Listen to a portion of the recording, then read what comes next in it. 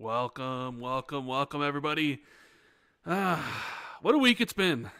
And I am very much looking forward to this episode because I have been promised spicy takes from my cohort, the one and only Jez Corden from Windows Central. Apparently, he has a lot of things to say, a lot of things he wants to get off his chest about the things that have gone on this week in gaming. So, how you doing, buddy? Doing pretty well. You've been looking forward to Doing this pretty good. episode? Yeah, man. I mean, I always look forward to talking to my good buddy Rand, Mm. but yeah, it's been an interesting week in gaming in general. Obviously, we had Nintendo. Now we've got Tariffs, and this. I also went to play Doom this week. Yeah. Doom: The Dark Ages. So there's quite a lot to talk about, actually. There Which is pretty cool. And you preparing the takes of all takes for later on when we talk about a lot of stuff? I mean, I've got takes. You do Always got takes. got takes, Got bro. the hot takes. And I'm Randall Thor 19, the man with the million. And yeah, I'm looking forward to talking about all the cool things that happened this week because it was Nintendo week. And if there's one thing I know is that everybody listens to this show and comes to the Xbox 2 to hear mine and Jez's takes about how we feel about Nintendo. We are two of the biggest Nintendo fans on the internet, and we never have a bad thing to say about them, and we love all their games and their franchises. So I'm sure you can look forward to a delicate conversation regarding some of the things that have been going on and how much we love $80 Mario Kart World and cartridges with no games on them or whatever, and all that good stuff. There's a lot to talk about because that's what people come to the Xbox 2 for, is Rand's opinion about Nintendo. But Oh man. It's gonna be good. Anyways, thank you guys so much for tuning in on this Friday, April 4th, episode 358, I think. 358, yep. Yeah. If you do us a big favor, hit the like button, share this out, let everybody know that we are now indeed live. And yeah, I don't know. How's your week been, Jez? Outside of watching the Nintendo Direct and getting to play Doom: The Dark Ages, which I know you were super excited about. It's been a good week. I've been, trying to clear my backlog a bit, work outstanding. I reviewed the SteelSeries Arctis Game Buds recently. Mm-hmm. They're like earbuds for Xbox, but they've also got active noise cancelling, Bluetooth, and all that kind of stuff. Review for them will be up tomorrow. But they're very good. I was actually very impressed with them. I wasn't expecting much because the last earbuds I used for Xbox were the Razer Hammerheads, and they were not particularly great. But these were much, much better, and they work on PC as well. So there's that I've been doing. But other than that, yeah, I went to London to play Doom: The Dark Ages. Mm-hmm. My preview didn't go live with everyone else's, just because, time constraints and all that kind of thing. But we got there in the end. And my preview's up on Windows Central now, but I'll talk about my thoughts on that in a bit. Other than that, nah, man. Standard week, standard good old normal kind of week. Trying to diet a bit, trying to boost the old health, so I'm not getting any younger. We'll see how that goes for me. We're always getting older. One day older. Always getting older. Yep. We're in the month, April, where I'd have to look, but we're pretty close to getting on the 8-year anniversary of the show. We started in April of 2017. So one of these months, one of these weeks will be the 8-year anniversary. So we're pretty much there, 8th anniversary of Xbox 2. And it really doesn't feel like 8 years, to be honest with you. Because when I think about it, I'm like, man, we started this in 2017. A lot has changed in those 8 years. The world's become really strange. Yeah, well, I mean the flow of time has become strange. Well, not even just, the world. I was even saying even the world of gaming, things have changed a lot in the last 8 years. And I was kind of like, man, what are the next 8 years going to look like? What will the industry look like in 2033? Will Jez finally have a new Fallout 5 to play by then? Will the next Fallout game be out in 8 years? Oh no! I saw a meme the other day.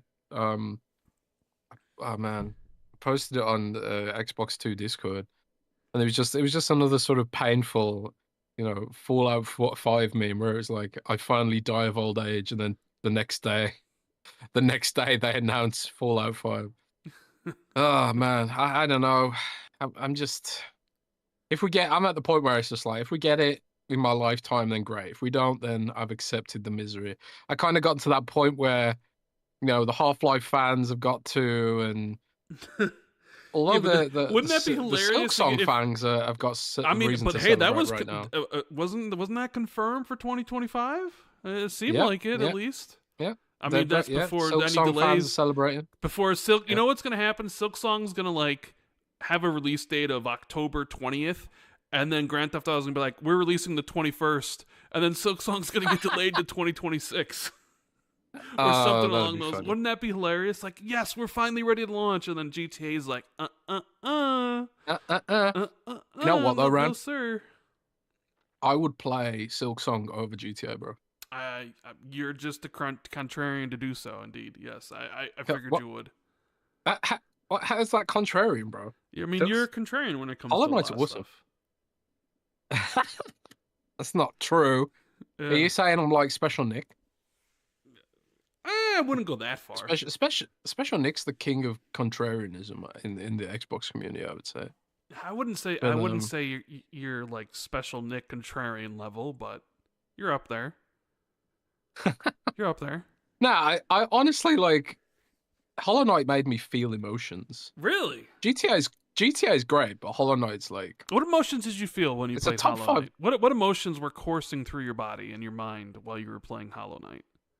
Emptiness, hollowness, huh? What an apt title. Yeah, it's hollow. Like it's. I like games that are a bit depressing. I think, I guess.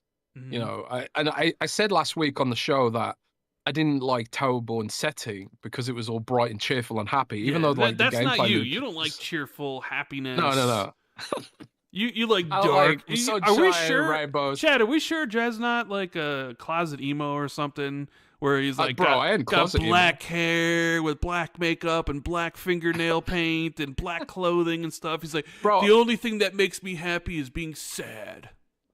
I ain't a closet emo. I'm out the closet. You need to tinge your beard black then instead of the red it is. You need to embrace your emo-ness.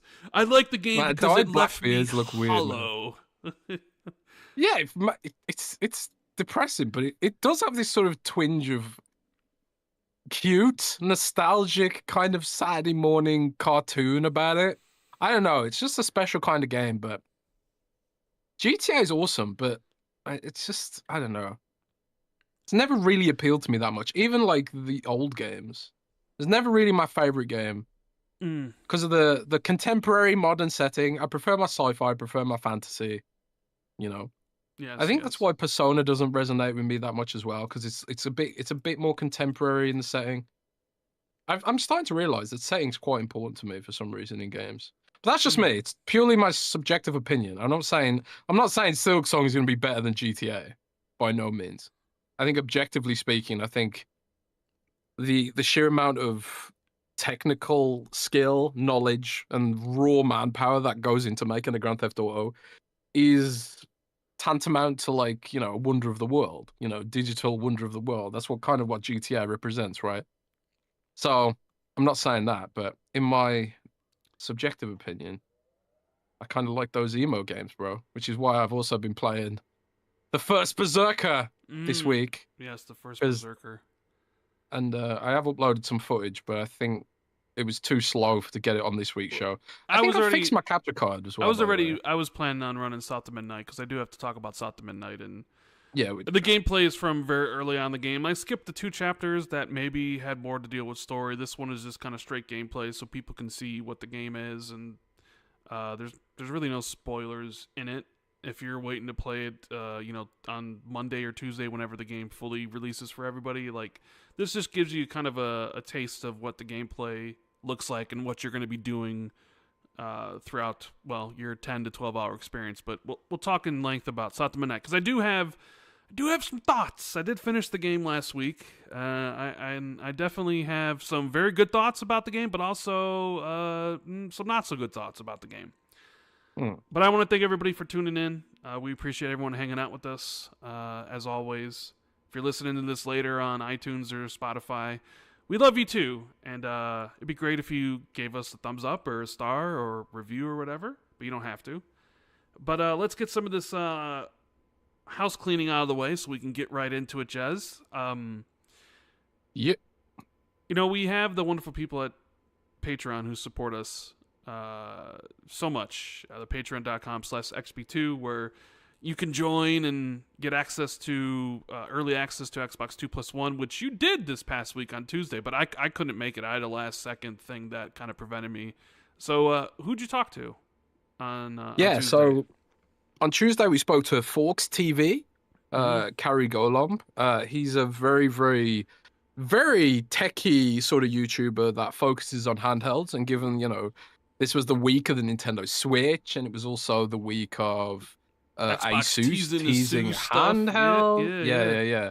I figured we talked to Carrie about what is and what isn't possible with the Xbox handheld. So that was a really fun, technical, sort of discussionary kind of podcast. And also, in the near future, we should be getting on a developer of an upcoming Xbox game on Xbox 2+1 for the first time. So one of the things, like, I asked the Xbox 2 community on patreon.com/XB2. I asked them, what they want to see from XB2+1. Do they just want to see content creators like we've had Paris on, we've had Colin Moriarty on, we've had, Colt and people within our circle, we've had them on too. Tom Warren, a couple weeks Tom ago. Warren was on recently too. We've had Tom Henderson in the past. And they said they'd be interested in a mix of like technical shows, but also game developers. So next week or the week after, we might be getting our first developer XB2+1. That's cool. So that should be pretty cool. So stay tuned for that.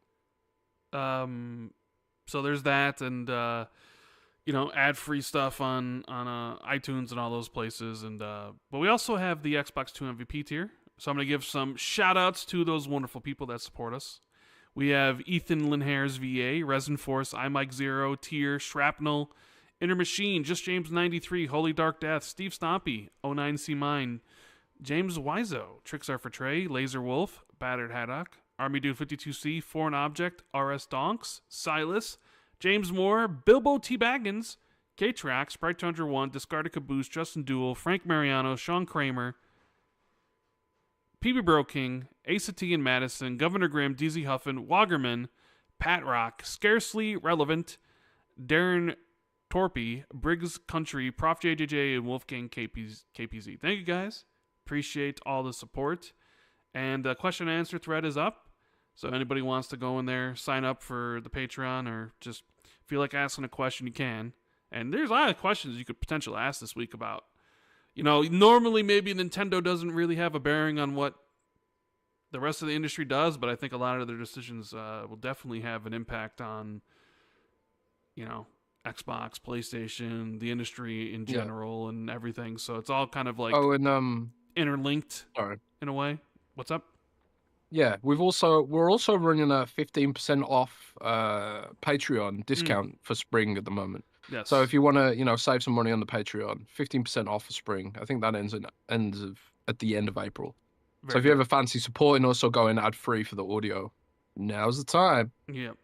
And no ad read for Surfshark this week, but we do want to give him a shout out, right, Jez? Yeah, so we are sponsored by Surfshark VPN at the moment. And the link is in the description. Surfshark VPN. And the comments. If you're in the comments, it's the pinned comment as well. So yeah. 100% log free, RAM based servers. There's no data retention laws in the Netherlands, and keeps your connection completely private and lets you geotag yourself as a different country, so you can watch Netflix in a different country. If you're in America, you can't access SmackDown on Netflix, for example, but sail over to the United Kingdom digitally with Surfshark VPN, and then yes, you can watch SmackDown on Netflix. And you got a pretty good deal, right? 86% off 2-year deal, right? Commitment. Yeah, it's crazy. 86% off 2-year deal with an extra 2 months thrown in. Very, very good deal. Links in description, links in the comments. Thank you so much. And if you're looking for something to drink while you're watching SmackDown on Netflix internationally, you got 4XP Gaming. You can always use the code XB2 for 15% off from them. Get your Gravewalker legendary drink, and yeah, it's all good stuff. So we appreciate those companies helping us out and sponsoring us, and we appreciate all of you being here and all the wonderful patrons who support me and Jez. So, Jez, where do you want to start? Should I just kind of I guess I'll start. I want to hear your thoughts on South of Midnight. Well, actually, I will. I'll start. I'll get into South of Midnight. I just wanted to kind of like bring up a rumor that I saw like hit the web yesterday or 2 days ago, and I wanted to bring this up because we've sort of talked about it before, but apparently 2 leakers that are pretty big in the Apex Legends community have come out and said that Titanfall 3 is releasing next year. And I kind of wanted to get your reaction and your thoughts. Is this actually it? Could we be seeing Titanfall 3? I mean, just hearing, like, personally, I'll believe it when I fucking see it, right? But I don't know. Does this rumor have a lot of legs? Did you even hear about this rumor? I did hear about the rumor, and in fact, I went one further, guys. Oh, okay. I went to my sources and asked, Did you investigate it? Can you? Yeah, I did. Well, I've started to. There's still work to be done, but I asked my sources to back it up, and so far, they have been unable to back it up. I'm afraid. So, but that doesn't necessarily mean it's not true. That doesn't necessarily mean it's not true, though. So, I've got sources who know a lot about what games are on the horizon and stuff like that. Evidently, last year I leaked Metal Gear Delta, I think, and I also leaked Mortal Kombat 1 and all the first DLC roster, like Homelander and all that stuff. So, like, I do get good sources on upcoming games sometimes. But this particular source didn't know anything about Titanfall 3, so maybe it's true, maybe it's not. I would love for it to be true, we definitely would love it to be true. Titanfall, when was Titanfall 2? 2016? I think it was, right? Yeah. I mean, 10 years? Rand, I actually thought about Titanfall this week, playing Doom the Dark Ages, of all things. Because you're in a giant mech? Yeah, I got to play in the Titan? Yeah. I think they call it the Atlas Surf mech, I think it's called. Like, I think off the top of my head. But yeah, I played in the mech, and the mech is much bigger than a Titanfall mech. It's like building size, this mech. Whereas like a Titan is like maybe 2-story buildings, This is more like skyscraper sized mech. I'm literally walking over skyscrapers in this thing. But I was sitting there thinking, bro, I need a new Titanfall after playing with that Doom mech. So I hope it's true, man. I hope it's true.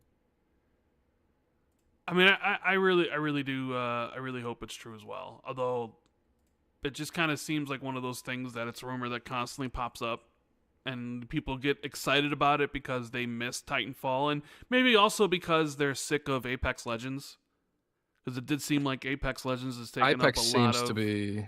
Yeah, it does seem like it's kind of fallen off. Like maybe it's reached it's just one of those things where it's like it doesn't have the staying power of Call of Duty or Fortnite. I mean, and it's lasted quite a good time. It's made a lot of money, but people just kind of look at like Respawn and they're like, oh man, you could have done so much more. Even though like they're a studio that makes multiple stuff, right? Like the Star Wars Jedi games have been, I've liked them both a ton.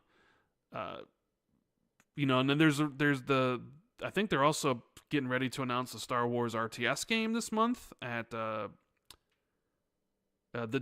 Star Wars celebration that I think that happens every April, or maybe it's May. Maybe it's May. I think it's in April though. So I mean, they do other stuff, but people have been asking for Titanfall because we don't really get a lot of competitive shooters that much anymore because everything's free to play and everything's like existed for a long time now. So nothing new really comes out outside of a new Call of Duty. So if you're not really interested in Call of Duty, it kind of is just, you're just like, oh man, you just think about Titanfall 1 and how amazing that game was, and then how Titanfall 2 was basically sabotaged in this to a certain extent, Yeah. launching in Yeah. between Battlefield and Call of Duty. And even though it went multi-platform, it certainly seemed like it was lesser for it. Even though it had one of the greatest single-player campaigns ever in a shooter, people really weren't happy with the multiplayer. And then Apex Legends blew up, and that was all she wrote. So, I mean, I really do hope it's true, because man, that would be something spectacular. I mean, maybe that'd be something to even get me back into multiplayer gaming, because I'm kind of, at this point, I'm kind of just, there's nothing really interesting me in like multiplayer stuff. I don't play Fortnite, I don't play PUBG, I don't play Call of Duty or Warzone. I know Warzone just had its the Call of Duty's had its big update, right? Verdansk is back. Yeah, that seems to be, boosting it a bit. It does. But like the big multiplayer games out there, I just have zero interest in playing. And I always kind of look at like, what's the next one? Is like, is the next Halo? How far away is that? Will I be interested in the multiplayer? Because I played a whole bunch of the multiplayer of Infinite and beta and I played the campaign during the review process. That when it actually came out to release, I was kind of like, And and the skill gap between me and my friends is more significant now than it was before. So like, playing Halo with them is not a fun experience. But playing PUBG with them and playing like Warzone with them was fun. But Halo was just so unfun because they were just so much better than I was. So I didn't really play a lot of Halo Infinite multiplayer. I'll say this for you though, Ryan, because I've been in a similar situation myself recently. So my cousin is, Gen Z in her early 20s, and her and her uni friends have been playing a lot of Overwatch lately, because in their words, Valorant has dropped off, but Overwatch has got K-pop now, so that's brought in her little uni group, right? And I've been trying to play with them, and they've got young brains that have like all the sort of reaction speeds, and they play Overwatch competitive, right? Overwatch comp. And at first, I felt like you did, Rand. I was like, oh god, I can't keep up with these guys. I'm playing really bad. I'm really slow. And I felt really bad because I felt like it was my fault that when we lost, right? But after like about a week or two of playing at that level with them, I've gotten better. I've improved, and now I'm sort of enjoying it more. So yeah, you told me I think if you practice, what rank you hit Overwatch in? What was the rank? Yeah, I've just hit diamond, I just did diamond, which is like, I never thought I'd get that high. So you're higher than Elon Musk. Well, you're a true gamer. Anyone's higher than Elon Musk. Now. But I think, well, I am being carried. I think at least to some degree. Okay. But at the same time, it's like I'm having fun, right? So I think don't sell yourself short. If you suck at Halo for a week or two, as long as your friends are patient and maybe give you pointers. I mean, not really. They're like Onyx level, so they all stopped playing Halo anyways. So it's just It's just one of those things. So we'll see what happens. I mean, I think it comes back to you, man. You practice a bit, it comes back to you. Maybe you'll never be as fast as like you were when you were a little kid, but I don't know. Don't sell yourself short. I would be interested in the Titanfall. I've seen you. Sure. Yeah, I've seen you play. You're better than me. Well, I've seen your PUBG clips. Unfortunately, a couple of my friends are just way beyond me at this point. But anyways, I just thought I'd bring the Titanfall 3 up because that is a game I do want to see happen, and I would very much like to, if it's like a multiplayer single player thing, like, oh man, that could be the multiplayer game for me, and I want that to be true. But it's like, EA, would they let them do Titanfall? Because I want to say, didn't they have a game canceled recently? Weren't they were they the ones working on the Mandalorian game that got canceled, or was that a different studio at EA? I forget. I'm honestly not sure. Yeah, I think it probably was them, coming off the top of my head. Yeah, but you mentioned South of Midnight, and it is the footage that's playing, so people can get a taste of what the game is. It is out now in early access. I think you can play it Buy it for $49.99 if you're on PC or Xbox. $10 upgrade if you have Game Pass, so you could play it now. Or you could wait till it launches officially on the 8th. Xbox did send me a code, so keep that in mind. Be transparent about the early access stuff. So, South of Midnight is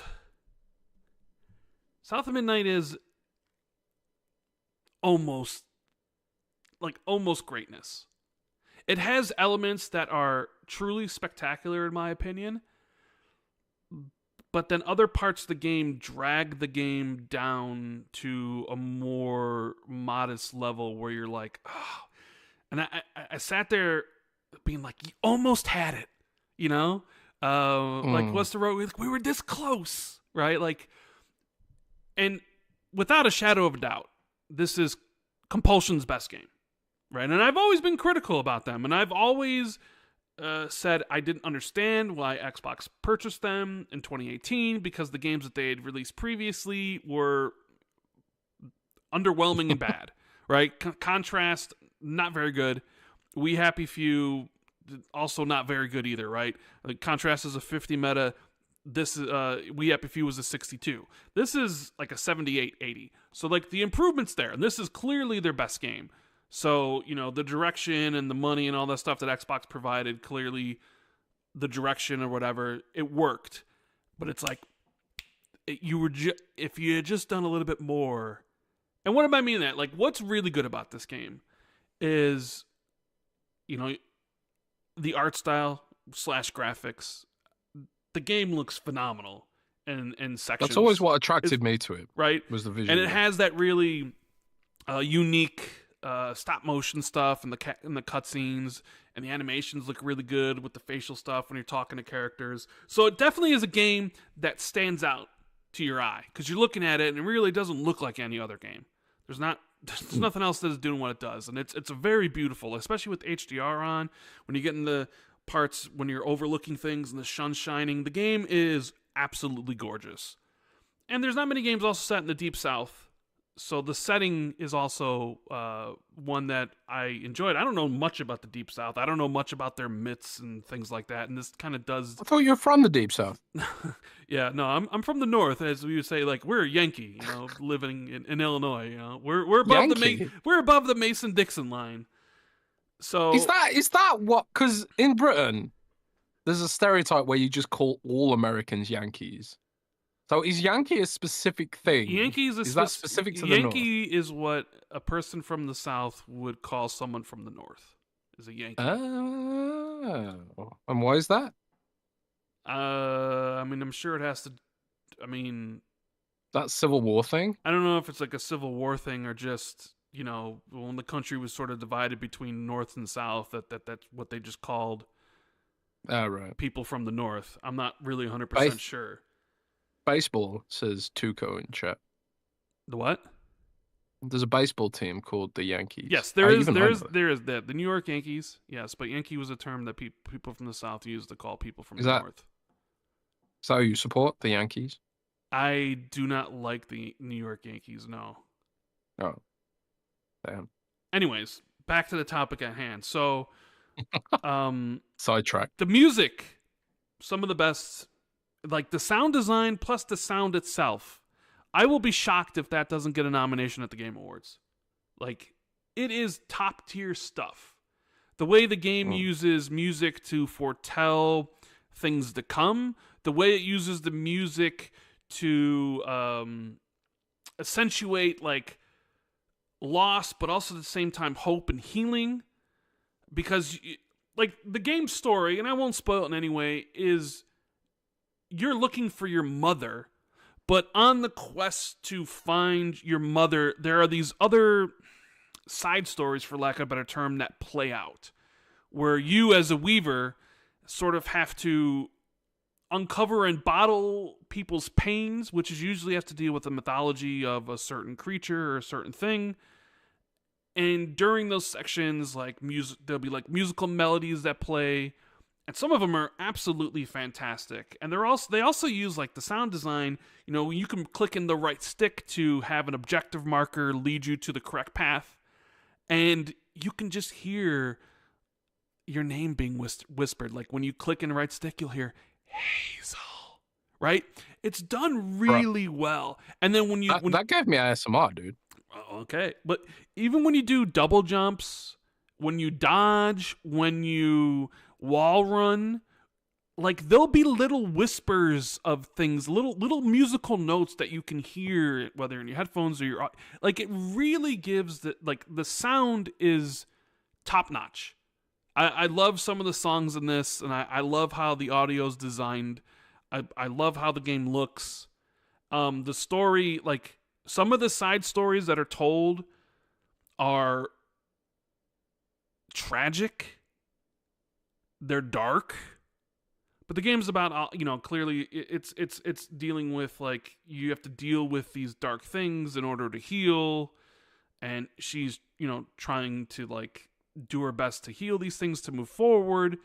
So, like, all that stuff is fantastic. I think the cutscenes are really well done, too. The voice acting is great from everybody, especially Hazel. She seems like a real person, like saying things that a real Southern girl would say. So like all that stuff, you can tell. I think that was the priority that Compulsion was going for, was that aspect of the game. The problem is some of the other aspects of the game that are important, like combat and that's quite platforming and stuff like that, are also important, but they're not up to par with the other aspects of the game that are really good. So combat, everyone's going to have a different opinion at the combat. Like the combat takes place in arenas that you come to, so you'll never actually fight an enemy in the open world. So it's one of those things where you could have a sense of you're enjoying the exploration, you're looking around to get upgrade points or collectibles to give you a deeper sense of what's going on, and then you'll come to what is clearly a battle arena, and you fight some of these enemies, and they introduce them slowly over the course of the game. There's only really like 1, 2, 3, 4, 5, 6 or 7 enemy types, and they sort of give you all your combat powers right away. And the only thing the upgrades really do is like that you do more damage. So you have your basic attack where you're hitting XXXXX and you're doing like the different moves, but you can use left bumper to shoot like a ball of weaves at an enemy that will kind of stop on its tracks and it'll take more damage. You can pull an enemy towards you with left trigger. If it's farther away in the arena, boom, you can grab them and bring them towards you. If you're kind of getting surrounded by enemies, you can push them with right trigger. And all those things are on cooldowns. And I think the cooldowns are a little bit too long. If there was one thing I would say to developers, I would say, like, I wanted to use my powers more. But the cooldowns can be a bit long. But, I mean, a lot of the combat even really doesn't take that long to begin with. So I can sort of see why they just didn't want people spamming the powers all the time. Eventually, you do get a couple other moves where, like, you spin your weapons around in a circle. And then you get this little creature that you can kind of use in the story to go into these small caves to help you progress, and then you can use him in combat to, like, he'll take over an enemy and that enemy will then attack other enemies and stuff. But honestly, like, once you kind of get into the first fight, you've seen most of the combat that there is to see. Like, it doesn't really kind of improve upon there. And then, like, when I originally played the preview and I played chapter 3, I was surprised because I wasn't expecting much from Compulsion. So what I had played definitely exceeded my expectations for what they're doing. And I thought to myself, oh man, like, if they build upon this, this could really be something special. And while aspects of the game are special, the other important aspects of the game are not. So the combat is one of those things that you either find yourself dreading and being like, another combat thing, because the way the game, that's not a good way to describe the combat. Well, if you're sitting there thinking, oh no, not more. Well, I'm combat. just saying, some people might find it being like, I don't want to keep on doing this, like it's becoming too repetitive, right?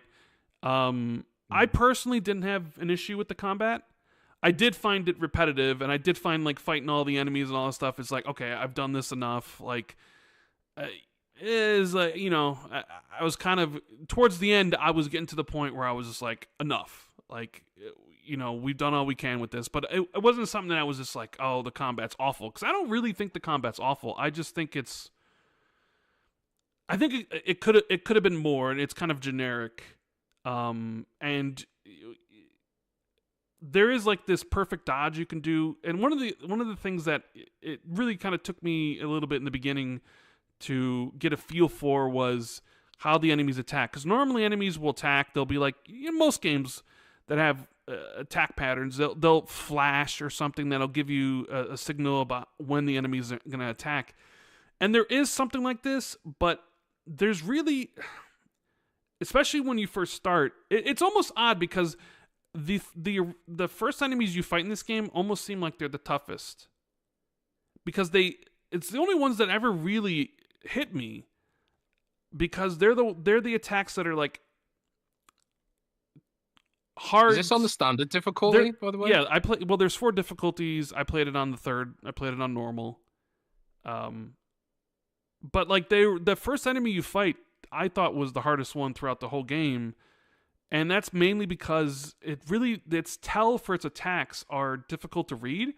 So eventually you figure out more by like, okay, I've been hit before. This is kind of its wind up, and okay, let me move. The other enemies have like tells that are kind of easily avoidable. This one was just like, man, the tell on this one is not as clear. And then you know, you'll see me in combat like use the perfect dodge, and when you do it, like thing explodes behind you and it hurts them. So like eventually the combat was like no problem, but it's like the combat could have been more. The boss fights I sort of felt were underwhelming. I'm not going to say how many there are, but there aren't as many as I thought, and I felt the final boss fight was pretty bad. I felt like the game wrapped up just way too quickly for what it was, and I'm not going to spoil anything, but I thought the final boss was bad, and I thought the game kind of wrapped up too fast. I'd like to have seen it go on for a little bit more. The chase sequences, because when you're going about what you're doing, trying to heal the people's pains and collecting the things to fill your bottle to progress, every single time you do fill up that bottle, there's a chase sequence. Like this cloud will chase you, and it happens a lot during the game. And somebody at Compulsion Studios must love chase sequences, because it's in the game a lot. And it really felt repetitive, because it was like you're going platforming around, you're doing all these double jumps, and you're gliding through the levels, and you're having all these cutscenes interactions, and you're getting to combat, but a lot of the times the levels all end sort of the same way. It was like you fill up the bottle, and then you gotta do this chase sequence, and the chase sequences are just not good. Let me ask you this. Do you think they were overambitious here? Do you think they stretched themselves too thin, trying to make a cinematic game and all that? But the cinematic stuff and all that stuff, like that's all good in my opinion. I think they nailed that stuff. Could they have maybe budgeted more for what is really truly important, frankly, which is combat? Like a lot of I was talking about Hollow Knight earlier. There's no cinematics save for a few in Hollow Knight. It's all about the gameplay. The gameplay is sublime, and thinking about other sort of similar kind of games, like, I don't know, Death's Door, for example. Not a lot of story, voice acting, cinematics in that, but it's super memorable because it's got very tight gameplay, I think, as a sort of smaller, indie-ish sort of AA kind of game. So maybe it just sounds like to me that maybe they should have gone for something more gameplay focused than spend all the budget on the flashy cinematics and stuff, because I don't know. Just a thought, right? Yeah, you know what this game sort of reminds me of? Like when you actually like look at like the gameplay loop, it's Hi-Fi Rush. Like it's almost super similar, right? It's a action adventure platformer. Hi-Fi Rush, you're running around the levels. their combat arenas. But like Hi-Fi Rush's combat was very unique. It had a unique gimmick to it, tied to it. It was funny. It had that unique art style like South of Midnight does. The boss fights were all spectacular in that game. Like, very much in the same vein South of Midnight is. And, you know, like, South of Midnight does some stuff that is great, but then it's like, oh man, I don't know if you had spent more time doing it. There were sometimes you'd be in a level and you're looking around and you're trying to like feel what's going on, and then it's like there's the stigma that you have to unravel, and they're all like really close by. So it's like, okay, there's a combat arena over to my left, there's a combat arena over here, there's a combat arena there, and it's like, it just, I don't know, it sort of feels like maybe, I don't know how they could have improved it. More enemies, or maybe they needed to build like wider levels so the enemies you could come across in your travels, instead of just being like, oh, here's another fight and here's another fight and it's the same thing, and the combat really doesn't change whatsoever from the very first one. But like I said, I didn't hate the combat. I was just like, you know, you use the combat to get to like the next story segment or the next whatever. But the one, I didn't like the chase sequences at all. Like, I thought they were incredibly subpar, and because it's like you go from the point you get attacked and you got to run back to the bottle tree to get protection, and it's like your typical, let me jump over this branch, let me double jump over this thing to land on this, and now I need to wall run. But there's no urgency, there's like no creativity in any of the platforming sections during it. It's just, this is what we need to do here. And you're supposed to be getting chased by this like cloud. But I eventually at one point, because I looked behind me and I couldn't see it. So I was like, okay, some of these chase sequences in games, if you make a mistake, like, you're dead, right? Like, you got to be on point. And that's part of the thrill of doing it, is like, I need to do this perfectly or else the thing behind me is going to get me. So at one point I stopped and I was just like, I'm just going to stand here on this platform and see how long it takes me for this thing to catch me. It was like 12 seconds. And I was like, so where's the thrill? Like, there's no urgency to me to complete this, because I know the thing behind me is just taking its sweet time, and the chase sequences, they just were they just were not good whatsoever. Like, you can say the combat's repetitive, but maybe I wouldn't use the word great to describe the combat, but the combat's serviceable, right? And, you know, I could definitely see if they were allowed to do a South of Midnight 2, then them taking everything they learned with this and then seeing a South of Midnight 2 with much improved combat, right? They could take the feedback of what worked and what didn't work, but the chase sequences were just completely underwhelming from the get-go. And it's like, I think you could have completely got rid of them from the game, and the game doesn't lose anything from it, right? It sounds to me like the game has a really great sort of setting and concept and all the like art music, conception, right? Yeah, the art, the gameplay mythology and all that stuff. It's just, yeah. It sounds like the gameplay conceptualization of the gameplay came the wrong point development, or that it wasn't developed enough, by the sounds of it. This is the thing. It's like, there's definitely an improvement within Compulsion games compared to the last two. I mean, I thought Contrast was awful. This game, I was like, man, this game's good. Like, it's definitely got moments that are like, man, that was fantastic. But then it's got other moments that are just like, man, this could have been better. Like, you were this close. You know what I mean? Like, yeah. And maybe their next game, maybe they take what they've learned here, because clearly there's an improvement line, like, from their last two to this. So it's like, okay, we do the next one, and here's the things we learned, and then whatever their next game is, whether it's a sequel to South of Midnight 2, I don't know, or whether it's something new, then it's like, all right, we're finally here. I don't know if this is odd, but it's funny because we talk about the things I do like about the game, which is almost like everything outside of the gameplay, right? The game allows you in the accessibility options to skip the combat sections, the boss fights, and the chase sequences. So you could enable those, and when you come up to a combat arena, you can just press the view button on the controller and then press confirm, and combat will end.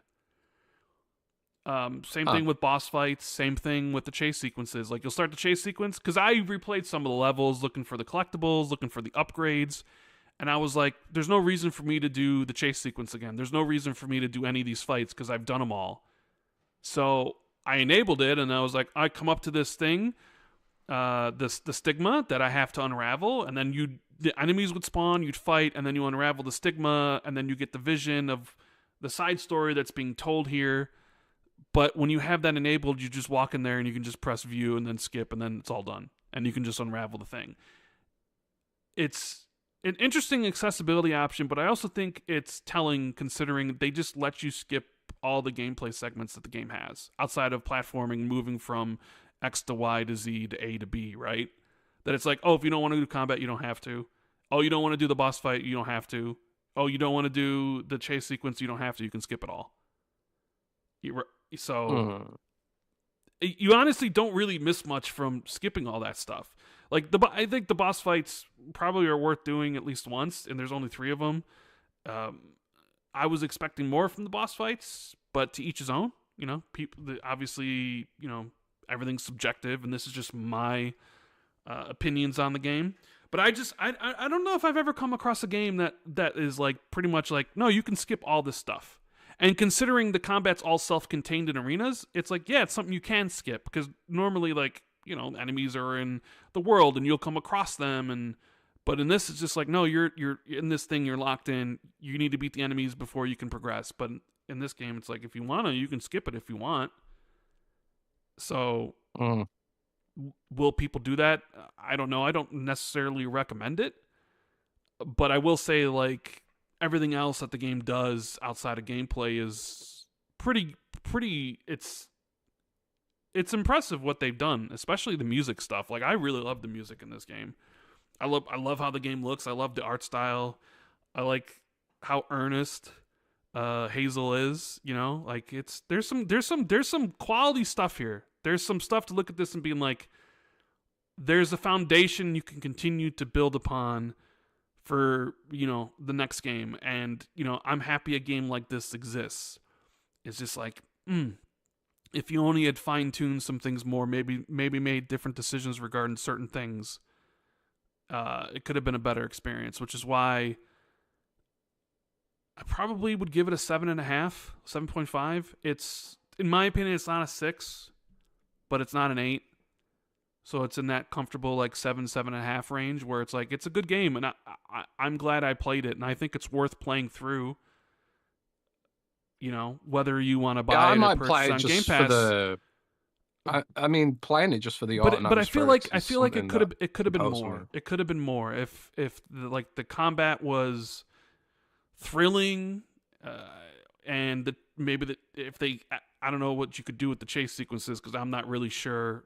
You get rid of them completely, I don't know.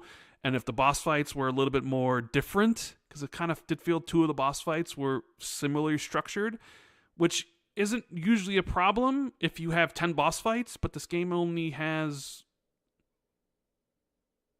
4, and it actually only really has 3. I'll use 4s just because there is 4, but it's not. So They're planning to do DLC? I don't know. I honestly don't know what their plans are for this. I don't think anything DLC's been announced, or an expansion or anything, so I'm not sure what Compulsion's plans are for the next thing. Are they going to do a South of Midnight 2 and continue on with Hazel and her story, and you know, uncover some more Southern Gothic myths and things of that nature? Sure, you could, and I wouldn't be against it, really. I'd be like, yeah, because I would look at it and be like, we all have seen games where, like, Uncharted 1 to Uncharted 2 and the jump that happened between that, right? Or like Gears 1 to Gears 2, where a developer does something for the first time that has usually done something previously, and maybe it's not like the greatest, but then like the sequel comes along and it's like much better in every way because they've learned what works and didn't work. You know, like Assassin's Creed 1 to Assassin's Creed 2 and stuff. And I'm thinking in my head, like, oh man, like the next game from this, whether it's South of Midnight 2, would probably be a much more better rounded experience completely than what's presented here. Because I do think they've improved immensely from where they started with Contrast and We Happy Few. And it's That's like, good. there's more to improve. And I think they can get there. I suppose it's a bit like man, I'm blanking on the name. The devs who just did Silent Hill 2, Bloober Team. Yeah, Bluebird. Like Bloober Team, like you can sort of chart Bloober Team's development as a studio across their games. Like every game gets a little bit better in certain regards. Like the Medium was terrible gameplay wise, but art and atmospherics wise, it was like a step up from their last game. And then like with Silent Hill 2, they had no choice but to step up the combat.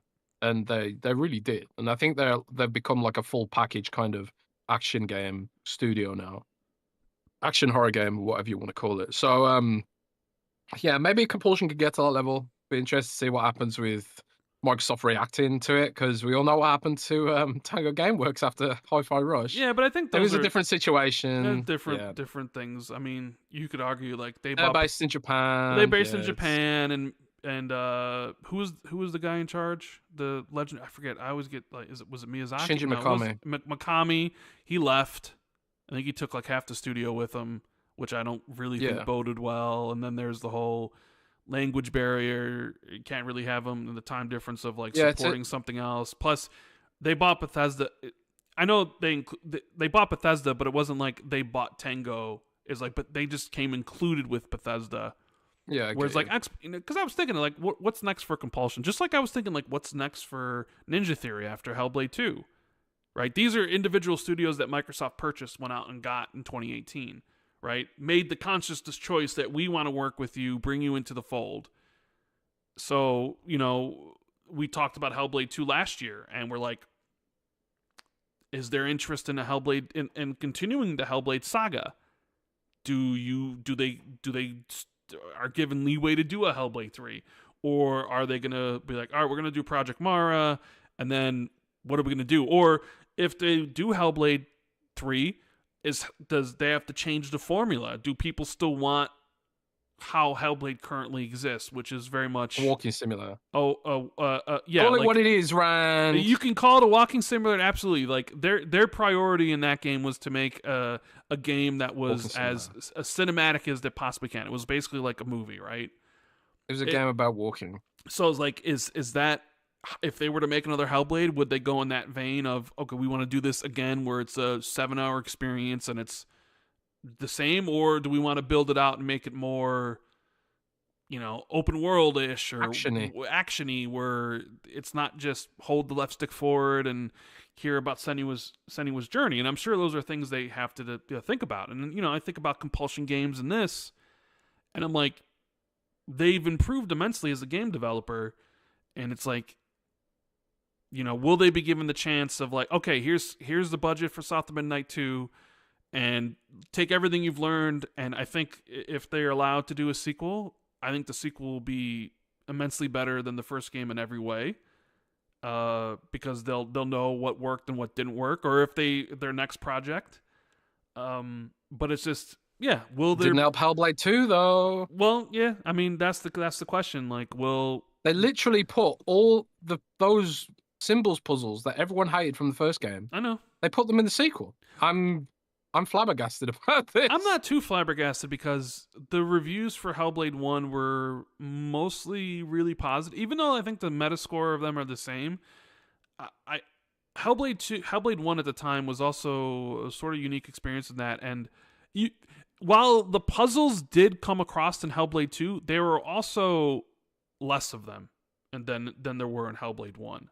Oh, great. They took some great feedback. Well, there. I'm just saying, like, they clearly had their own vision of what they wanted to do and how they wanted to do it. And it was like, we want to do this. And, you know, I don't know I don't remember if anybody in 2017 even said like, oh, we want Hellblade to be like an open world God of War clone or whatever. Because, you know, God of War 2018 hadn't happened yet, but we like it was an indie game at the time, right? And sometimes a lot of people they'll be less critical about indie games or games that are cheaper in general because it's like, oh, well, it's just a team of 15 that had a $10 million budget and we'll cut them some slack because they don't have the resources of a $1 billion, corporation or whatever. So it's like, so I think people were looking at Hellblade and be like, all right, like, yeah, this could be something. And then when the sequel came out and it was under Microsoft and everything, and it was just pretty graphics and you just walked from one place to the other, I think people were at that point being like, we didn't want this or whatever. But I mean, I really, really liked Hellblade 2. So like I said, everything's subjective. I'm sure you'll find people that will love, Hellblade 2 or love South of Midnight unconditionally, and they'd be like, oh my God, this was so amazing. And I'm sure there are people out there that'd be like, oh, this game's not worth playing. And that's the fun thing about, opinions. It's everyone's going to be different. People value different things. I'm just giving the game a hard time, but yeah, it'd be interesting to see how Microsoft reacts because the industry is different now. And I think Microsoft's different. Are their priorities going to shift? And I suppose we're going to talk about tariffs in a bit, but the whole sort of the landscape is very different to where it was when some of these studios were acquired. Ninja Theory, Compulsion. Yep. So is at the time it felt like Microsoft wanted to build up like a sort of gallery of boutique style studios and games who could make games that would be great fits for Game Pass, to reduce that churn. But as we head towards a situation where, we don't know what the growth on Game Pass looks like. Microsoft's pretty cagey about that. The last number we got was in the low 30 millions, I think, if I remember correctly. Like 35. So something like that, yeah. So it's like, how's Game Pass doing? Is it enough for a game to just be kind of Game Pass oriented in that market, or should they gun for more mass market appeal? Because I think it's completely valid that a piece of art like Hellblade exists, right? Even if, I'm being a dick to the game. It's totally valid, and it's exciting that games as art can exist. But I'm wondering how much room there is in Microsoft's portfolio for these kind of experiences now. And maybe they just need to go broader, make the next one more action-oriented, whatever, Maybe. I don't know. It's just spitballing. It's disgusting. I definitely would want to hear your opinion about it if you ever do play it at all and play it for more than 10 minutes. Yeah, I think I will. Because you're like, oh, I played it. Let me go play some Overwatch 2 or go play some WoW. The amazing gameplay that WoW has, where you're just click, Q heals. Okay, tanks, go on in. Heal over here. The award-winning gameplay of World of Warcraft, ladies and gentlemen, that Jez always is. Jez doesn't have a leg to stand on when it comes to gameplay because there's WoW all the time, right? Sure. Let me backstab you. Hold on. Let me double click on you real quick. Double click. Or whatever you do in that game. I think you're just a Philistine, Rand. Yeah, apparently so. Yeah, so those are my thoughts on South of Midnight. Xbox gave me a code. I'd probably rate it around a 7.5, and I'd be very interested. Now I'm like, okay. Compulsion's a studio that has the potential, and I'm like looking at it now, being like, all right, I want to see where you go on from here, because if you don't, in my opinion, and I think South of Midnight 2 could, this one's at a 78. South of Midnight 2 could then be like an 85 or whatever, where it's like, okay, these are the things we've improved upon that we're holding it back. I just was like, hopefully they get the opportunity to showcase, whether it's in a sequel or whether it's in something new. Because you're right, I do think Xbox's priorities have shifted. Clearly, there was a different mandate in 2018 versus 2020 and 2021, right? Where it was like, okay, we need to get more studios because we only have 5, and we can't really support Game Pass with that. So they went out and bought some studios.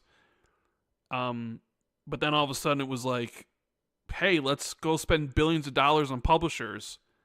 And there's a big gap between like buying Bethesda for Elder Scrolls and Fallout and Wolfenstein and all the stuff that Bethesda does, and then buying ABK for all Call of Duty and all the Blizzard stuff that they do. And then you look at the purchases they made in 2018, and it sort of doesn't really seem aligned. It seems like that's like a different Xbox, like Yeah. like an Exile and Compulsion. Like these aren't like, they don't have hit IPs behind them.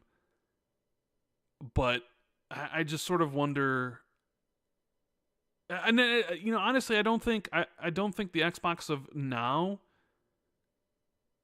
would have bought Compulsion or an Exile, right? Like we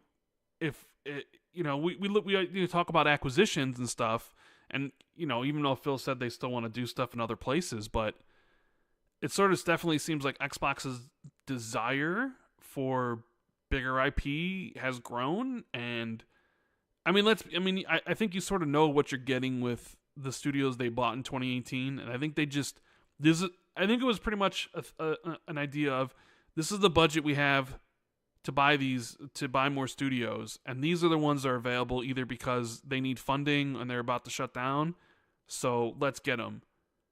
Where Xbox of 2025 wouldn't even give a second glance at any of these studios, to be honest with you. Yeah, maybe you're right. But anyways, Xbox did some Super teasing. chats. Oh yeah. And I guess read some super chats. Hope everybody's having a good time, a great Friday. If you're doing do us a favor, make sure you hit the like button, share this out, and subscribe to the channel if you haven't already. We got Rave Damos with the 2. He says, "Happy Spicy Friday, folks." It's going to be very spicy. Honcho Reckless says, spice. "Tariffs. Bro's not even American, dead." Is it because Jez said that? So tariffs, pointing up with the educated smiley. So yeah, I mean, well, man, this is the hilarious thing about tariffs and the way that people just don't understand how tariffs work. When you look at supply chains, if a product has to pass through America before it gets to Britain, that's going to put the price up of the product when it reaches Britain too, dumbass. God damn. People just don't get this shit. It's so funny to me. So, yeah, if you're gonna like say things like, "Oh, you're not even American. Why are you whining about tariffs?" Tariffs affect fucking everyone, and America's put up the tariffs on the UK by 10% too, as well. By the way, so yeah, educate yourself before you comment bullshit. Fiber Frenzy says, "With Nintendo canceling pre-orders due to tariffs and likely increase, how will Xbox Asus handheld fare since it's manufactured in China?" We'll come back to that in a minute because that was going to be the next topic. We have James Wizo. Super Chat says, "Managed to get my Switch 2 pre-order today. No queue here in the UK, which was weird, and the first I've ever experienced this for a new console. Anyway, here's my contribution for your Switch 2s." That's kind of funny. Honcho Reckless says, "Jez is an economy major, by the way." So I mean, this is high school shit. You don't have to be an economy major to understand how a tariff works. Use fucking Google, bro. It's so basic, man. It is so basic. Now, you'll notice I never criticized the philosophy behind performing these tariffs. And if you got offended by me describing how a tariff functions, then that just says everything you meant to say about you, right? But there is a logic behind running these tariffs, which we can discuss in a bit. But with the merits of whether or not the strategy is going to pay off, that's a completely different kettle of fish. And history tells us what's going to happen as a result of these tariffs. Now Honcho says you're seething, bro. I'm seething. Apparently, your bro says bro's seething. Well, thanks for $2. Yeah, I don't know. Is that even enough? Hey, Honcho, next time you want to insult Jez, it's got to be higher than $2. Otherwise, I'll just take your money and not even read it. So, he didn't insult me. He just insulted himself by being a dumbass, I think. No. Frosty says Xbox should release a Pro model alongside the next-gen PC console hybrid. Add a X3D CPU, higher tier GPU, more storage, faster MPUs. If the Xbox Series X2 starts at $500, $600, the Pro model can be $300 more.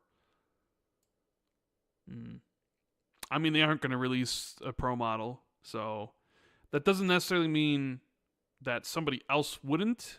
Like for next generation, right? If Xbox releases their console that they make in 2027 or 2028, whatever year it would be, maybe some manufacturer, some OEM releases a mid-gen upgrade in 2030 or 2031. I mean, that certainly could be possible. I mean, we are sort of entered uncharted territory with OEM stuff, right? 8 years ago, yeah, to some degree. 8 years ago, not a thing. Even like 3 years ago, not a thing. But now it's like, okay, we have these handhelds. One of them is going to be an Xbox branded handheld. Could we see an Xbox branded console in the future? If Xbox themselves doesn't want to do a mid-gen upgrade, maybe somebody else would do it. I don't know. We'll have to wait and see how that all plays out. But outsourcing the mid-gen upgrade could be a quite strong strategy, actually. Yeah, that's an interesting. But yeah, we'll go back to Fiber Frenzy's thing here about the Xbox Asus handheld, right? Because it was teased this week, which Jez, apparently your reporting was right, I guess. Some people still doubt some of the stuff you say, which I always think is funny. But a teaser video which was posted. I run out of. Well, they always fall back on. You remember when you said Xbox games weren't going to PlayStation in December, and you called it fanboy copium? That's the one thing they always will say. Like, you believe Jez was wrong about this in December. He's always wrong. Look at this when he said this. This is the funniest thing. This is the funny thing. Like, a lot of those content creators who, I shared my opinion that it was fanboy co-op, right? I didn't actually put a report out that it was co-op. I just shared my opinion. But those same content creators now cite me as a source for my opinion again that Sony could block games on an Xbox handheld even if it runs Windows with Steam. So they don't mind sourcing me when it's in support of whatever narrative they're pushing on that particular day. It's just funny, man. It cracks me up. People just aren't consistent. So, a teaser video posted by the ROG Ally manufacturer this past Monday shows the company's virtual AI pet Omni applying new upgrades to himself. Marathon stamina, more capacity, faster speeds, and a fresh look.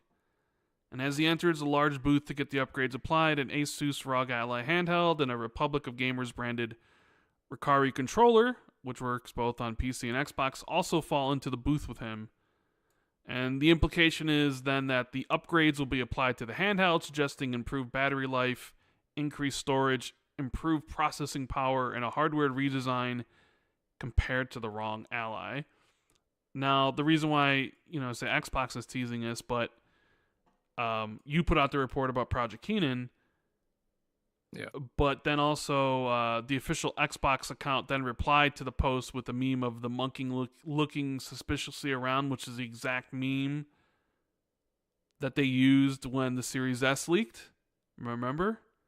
Yeah, sure was. So they're posting the same thing to this ROG Ally thing, which was a little bit, after your Project Keenan report. So.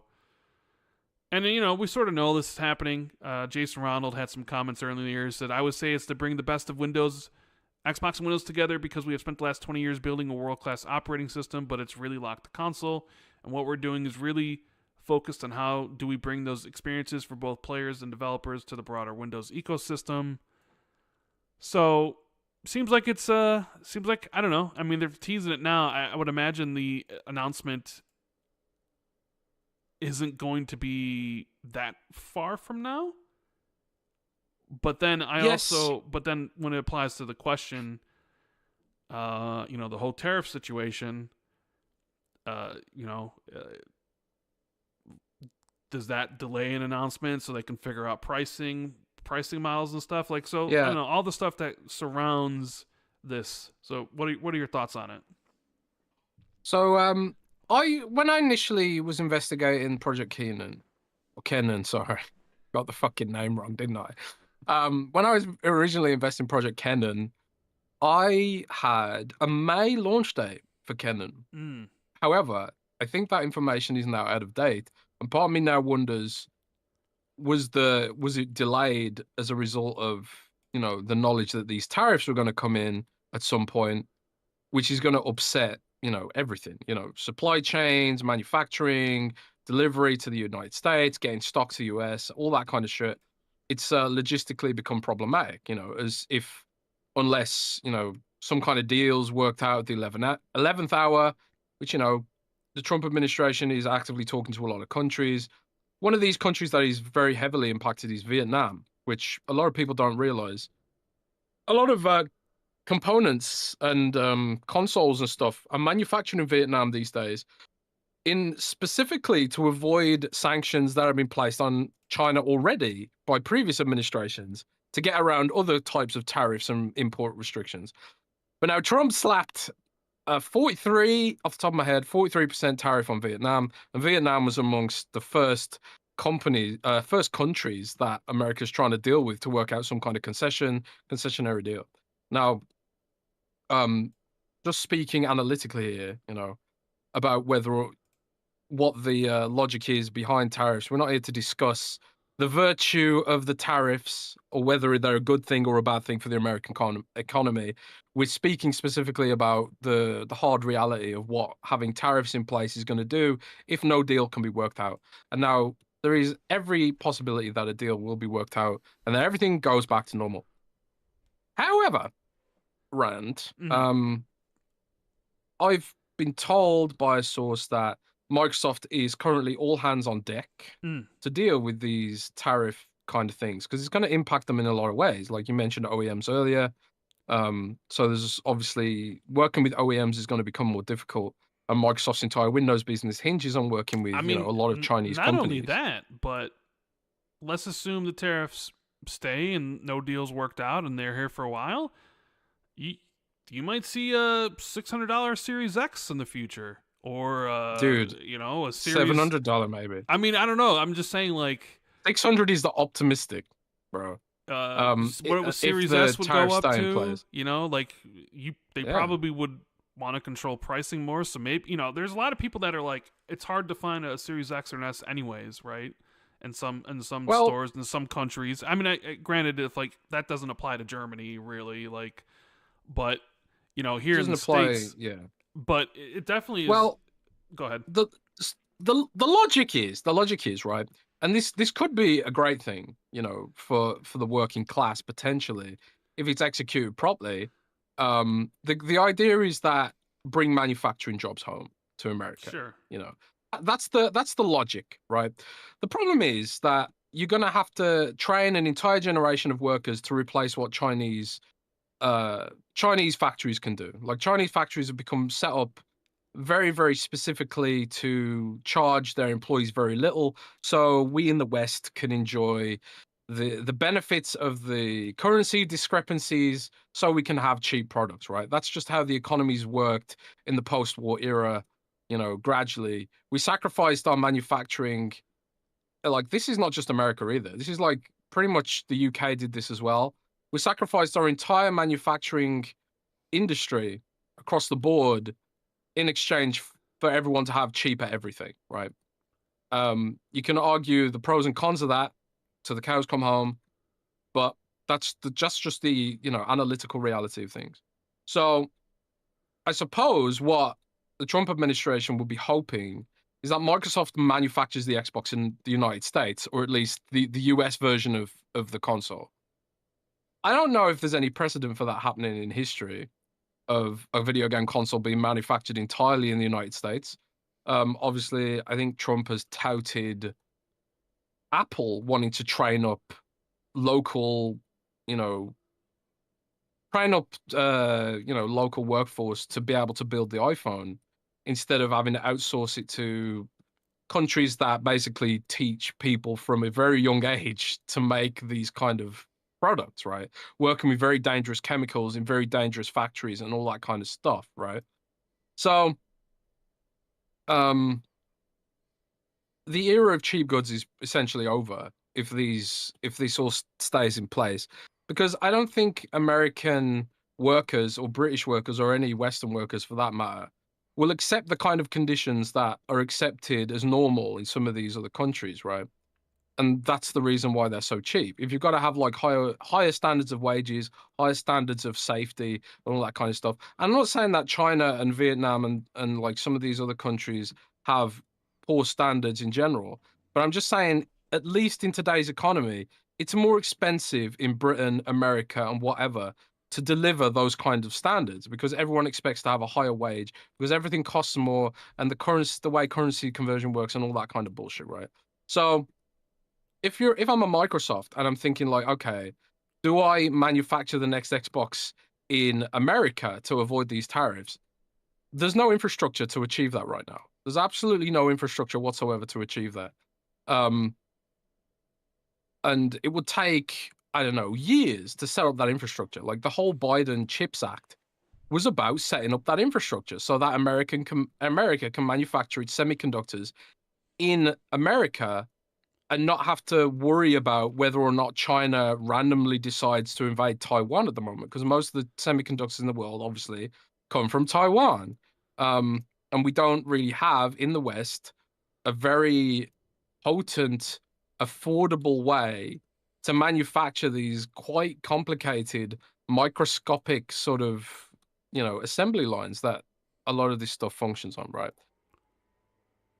So long term, I'm not discussing at all whether or not this is a good idea. Maybe it is. Maybe it will revive the middle classes in like 20 years or something like that if no deal can be worked out. But in the very, very short term, at the very, very least, there is no economist on earth. There's no analysis I've read that said that in the short term it's going to lead to lower costs. It's going to lead to any sort of benefit whatsoever for consumers. Least of all, we're here talking about consoles and shit, but you know it's going to impact things like toilet paper, like basic essentials, the chemicals for any kind of product, like cleaning agents and preservatives for foods. That's going to make the food costs go up. Like we're worrying about how it's going to impact Xbox, but it's going to impact everything, Sure. So which then impacts even Xbox though because people have less disposable income to buy exactly, consoles so and games and stuff. I mean, you're talking yeah, about the thing is like, but even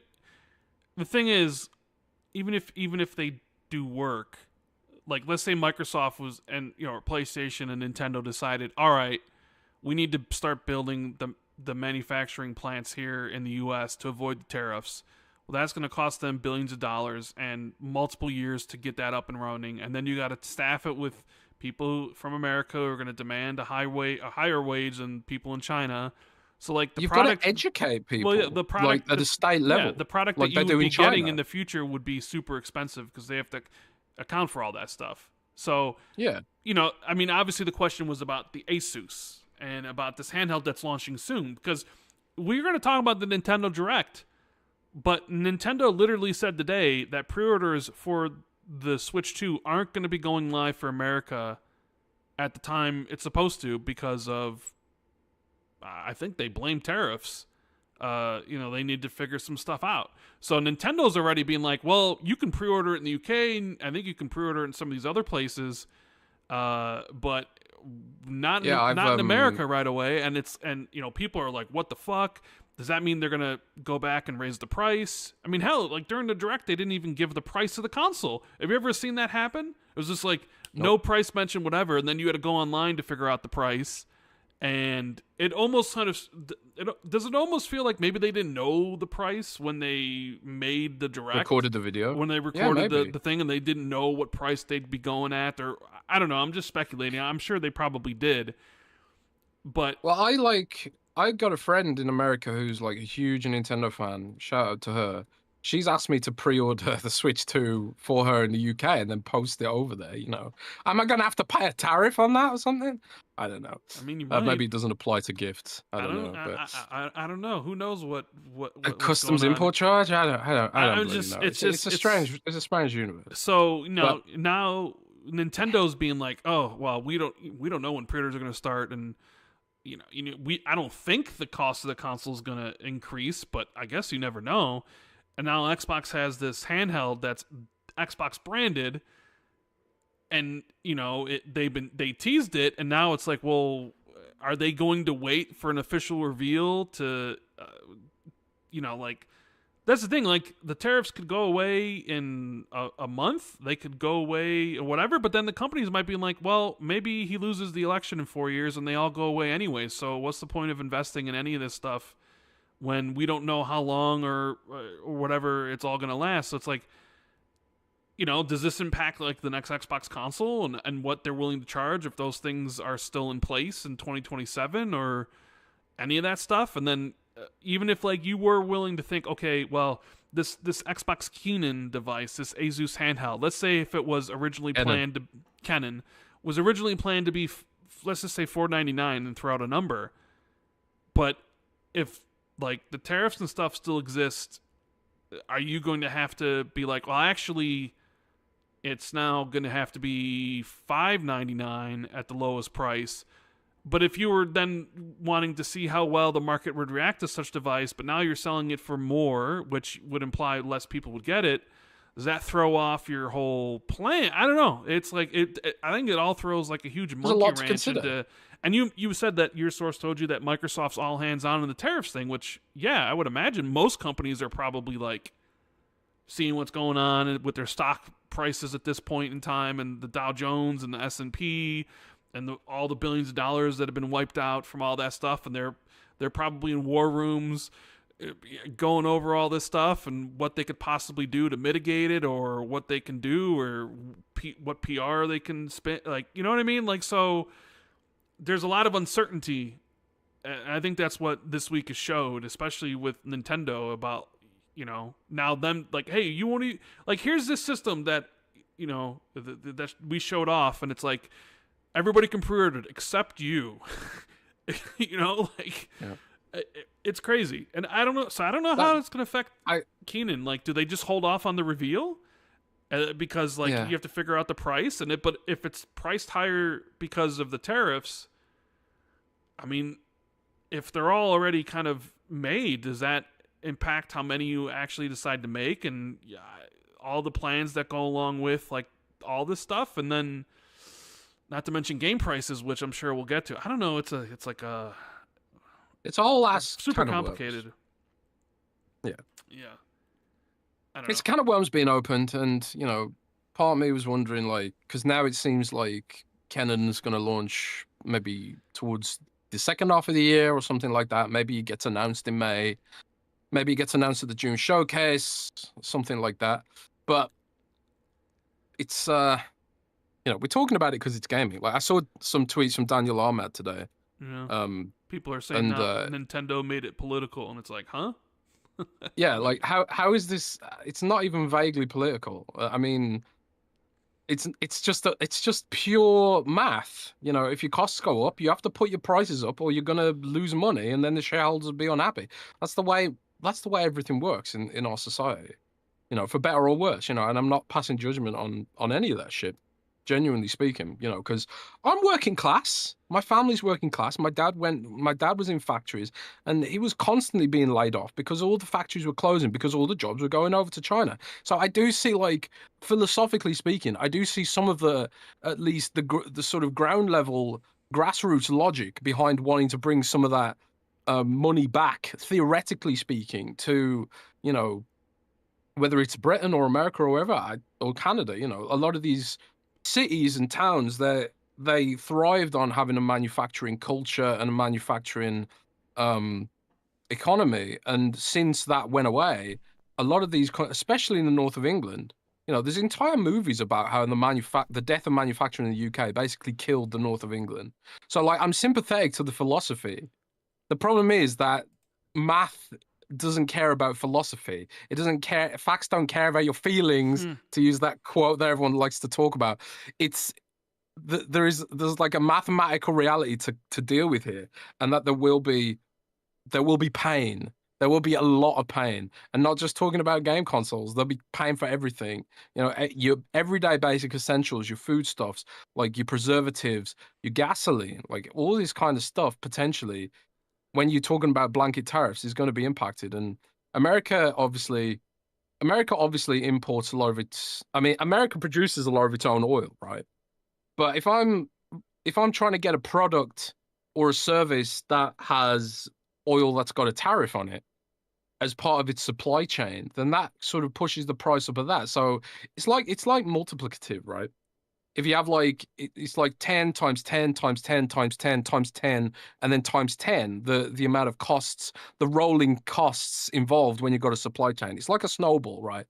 It rolls down a hill, it picks up more costs as it eventually gets into the retail place that you're going to buy it from, you know. So it's and I see a lot of hopium from economists and you know, even Trump supporters in the American political sphere, where they're saying like this is a hard negotiating tactic. Like this is like going to be the baseline where Trump's going to try and negotiate some kind of, you know, concessions that maybe they're not even economic concessions. Maybe it's just like we want you to, you know, police your borders better, so you know, control illegal immigration more or something like that. You know, I don't know. I'm not commenting on any of that. And this is a gaming podcast at the end of the day. And, you know, I am an economist, despite what trolls coming in might say I'm trying to claim to be. This is basic fucking maths, bro. It's just basic shit. It's high school grade economics. This isn't like, you know, you don't need a degree to understand that a tariff is an import tax. And if I've got to pay import tax on a component that travels out of America and then comes back into America, like some of these components for cars, they will have to pay tariffs twice because the component is manufactured multiple times and has to travel through America twice. So it imported to America, something happens to it, it gets exported, and then it gets imported again before it ends up in the car. And then you've got like you paid the tariff twice, right? You know, so it's a whole ass mess, you know, and we're not talking about thousands of goods here. We're talking millions and millions of goods, millions of types of little bits and pieces that you wouldn't even think like, oh yeah, that impacts that, you know. It's a whole complicated mess. So yeah, things like Canon are going to be impacted. I don't know where they manufacture Canon. Like you'd have to expect it somewhere like Vietnam or China, but Yeah, but I mean, I will say this, Rand, you did. Microsoft has them. Microsoft has them in hand. There are Canons floating around at Yes. Redmond right now. Mm-hmm. So Sure, for internal testing. I mean, I saw a being huge tested. Yeah. report that Nintendo moved a lot of the Switch 2 manufacturing to Taiwan to get initially out of the tariffs, and then I think Taiwan was hit with what, a 45% tariff or whatever. Yeah, I So think that they expected Taiwan might escape some of those tariffs, but you know, Taiwan's a target country for the Trump, you know, Trump economics because, you know, obviously a lot of those semiconductors, well, most semiconductors are manufactured in Taiwan. And the idea is that, you know, if we make it more expensive for Apple to manufacture or um import semiconductors from Taiwan, it will create an impetus on the corporations to manufacture them at home. That's the logic, and I can understand that logic. It's just like, will that actually happen in reality, or will they just figure out some other way of getting around it? Because you know, corporations gonna incorporate, right? Like Kojima's gonna Kojima, and Rand's gonna Rand, and Jez is gonna Jez all over the place. apparently, yeah. What the fuck are we even talking about? I don't know. I I don't don't know. know. I don't We fucking were know. talking about But like yes, Keenan, and you went off in this rant about tariffs and everything. I mean, so yeah, I don't know. It's all fun anyways, and games, man. It's all fun and it's all games. fun and games. You know what's fun and games is I did see the GTA 5 is coming back to Game Pass. And with the recent Yeah, comments from that Strauss leaked Zel, with the Sorry, go on. well, and the recent comments from Strauss Zelnick, uh, in his interview most recently about the marketing campaign for GTA and how they were gonna hold it closer to the vest, and they didn't really need to do a marketing thing far out. Like, so now it sort of seems like things are falling in line with GTA 6 maybe releasing this year. Because if you got GTA 5 coming back, is that in prep for, probably in there for a couple months, 3 months or something, get people excited to play GTA again.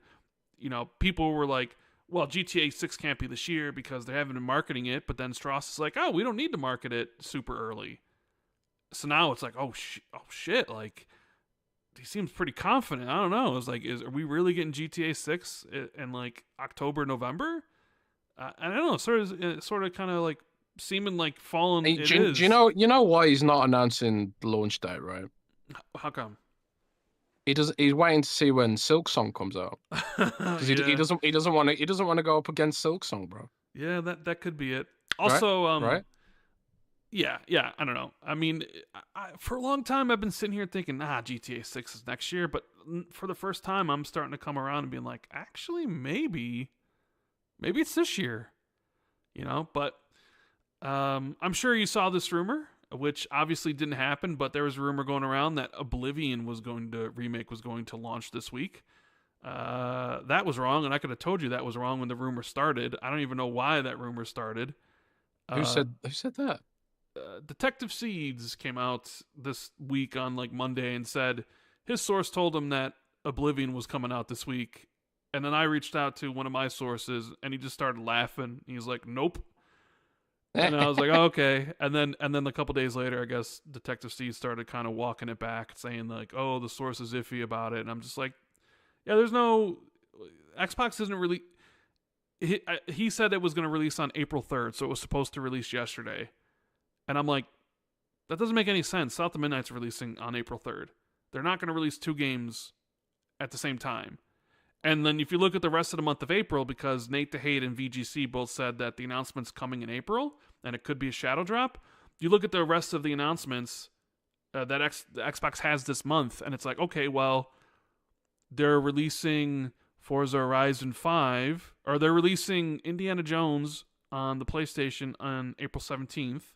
And a week later, they're releasing Forza Horizon 5. These are the early access releases. So, early access release for Indiana Jones is on the 17th.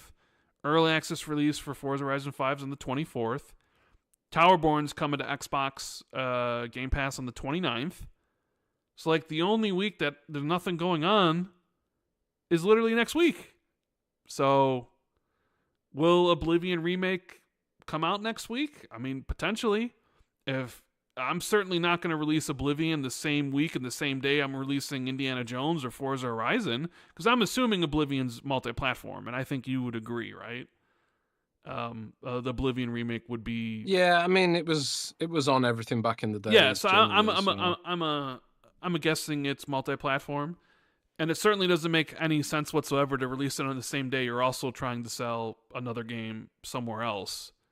Or a game on, so it's like, yeah, it was never April 3rd, so it possibly could be this week. I don't know when it's releasing, but if I just had to guess, taking a look at the calendar and knowing what's releasing this week, this month, then yeah, I think next week might be good, and you don't have to be an insider to figure that out. You know what I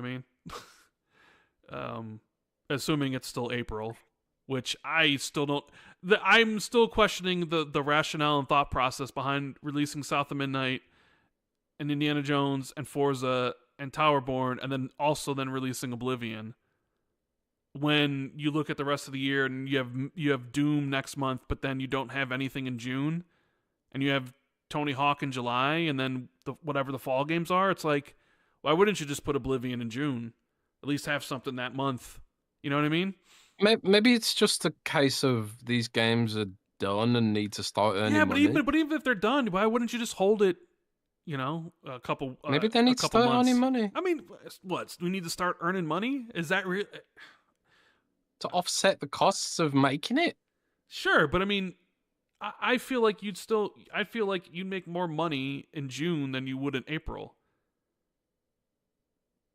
No, it's a quarterly thing, I suppose. I mean, they must have a quarterly target. Maybe I want to hit a quarterly target, like January, February, March. So April's the beginning of April, May, and June are the end of Xbox's and Microsoft's fiscal year, right? So you could be right. Maybe they're trying to squeeze.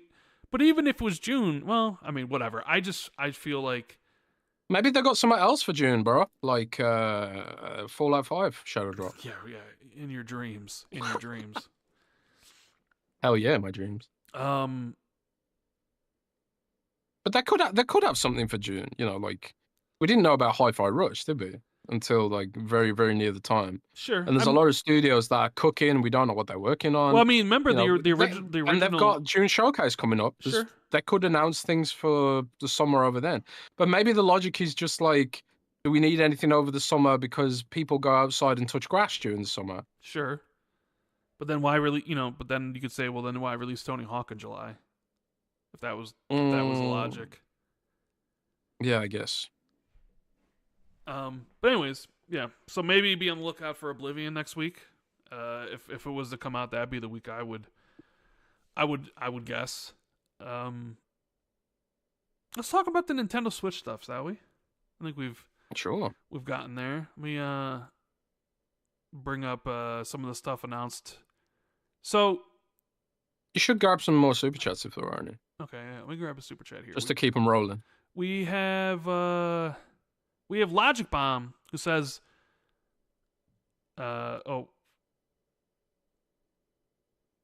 Wait, what? I know that Honcho guy's saying something. He's like, when did I insult him in a timeout? Wow, I didn't time anybody out. That probably was one of the mods.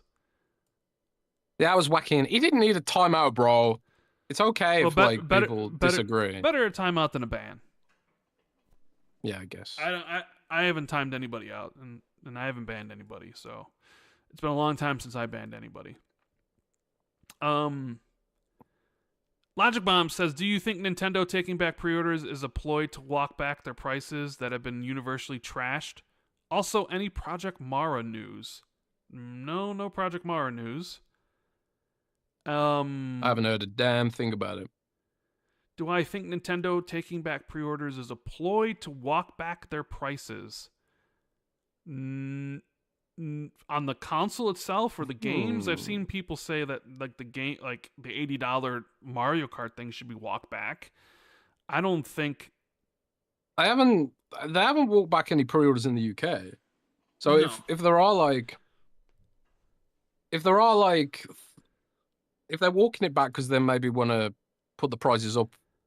Maybe it's just a case of like they're gonna wait and see if something happens with the negotiation. So when Logic Bomb says walk back, to me that I'm assuming that means they're gonna walk it back and lower the price or react to the negativity. Well, no, to me is when I read that I get a sense of what he means by walk back is that not that they'd raise the prices, but that they'd actually lower the prices. Like, oh, instead of being $450, the Switch is actually $399, and the $499 thing is now $450. Right? So I don't think so. If you were to ask me, is there a better likelihood of them lowering the prices or raising the prices? I said there's a better likelihood of them raising the prices. I don't think they're going to raise the prices realistically. Although maybe the reason they're just the pre-order stuff isn't like there is because I mean. What was their exact reasoning? I think they posted it. Let me get it. Let me get what the exact reasoning for it was. Let's see here. Randall Research. So this is what they said. Pre-orders for the Nintendo Switch 2 in the US will not start April 9th, 2025 in order to assess the potential impact of tariffs and evolving market conditions. Nintendo will update timing at a later date. The launch date of June 5th, 2025 is unchanged. And then, it says GameStop will continue to work closely with Nintendo and provide updates as soon as more information becomes available. So the reasonings, at least, that GameStop's giving is that Nintendo's like, they need to look at potential impact of tariffs and evolving market conditions, which probably means they're in a boardroom thinking about, did we price this console high enough? Did we account for tariffs enough with the raising of, I guess there's debate about whether or not the $450 and the $499 were already like the price was already including like tariffs, like a forward thinking, like, okay, we think this is going to happen, so instead of being $399 we're going to be $450.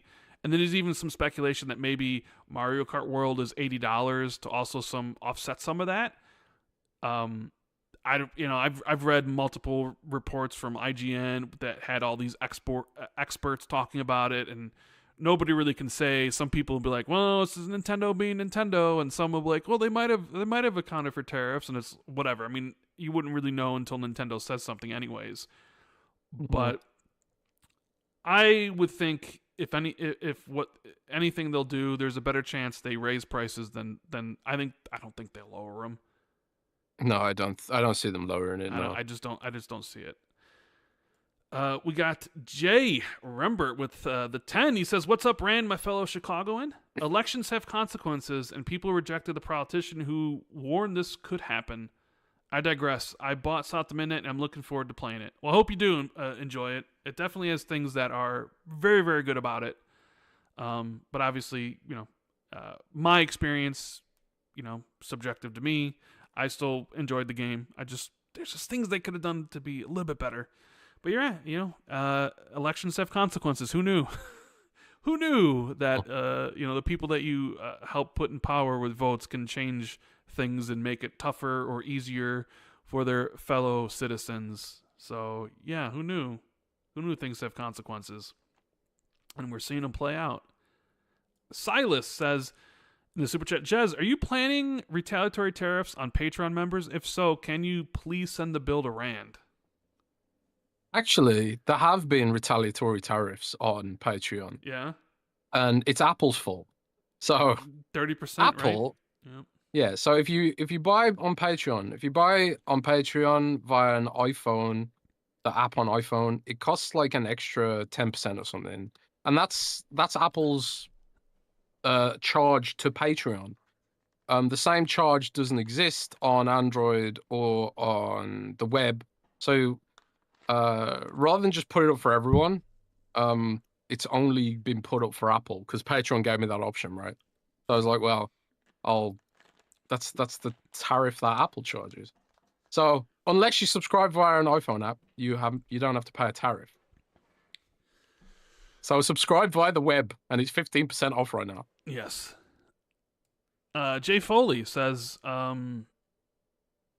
hey guys, so since the Switch 2 is supposed to get the new CODs and more of the other new games coming out forward, do you think Xbox would still support the Xbox One users since the One and Switch 2 are similar in power?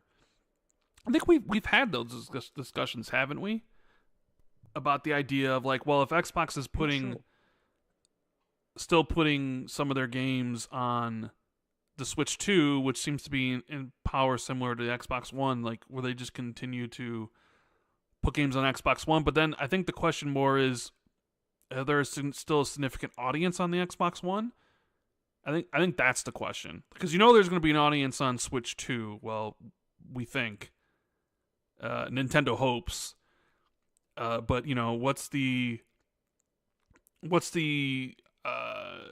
user base level of people still on Xbox One who play Call of Duty? And I would imagine if it reaches a certain point that they'd be like, oh, it's not worth spending our time and resources making this version because there aren't, right? Like, maybe it'd be down to like spend. Like, we could make a Call of Duty version for Xbox One, but it only brings back this amount of money because there's only this amount of people playing on it. So it's not worth actually spending money on that version anymore.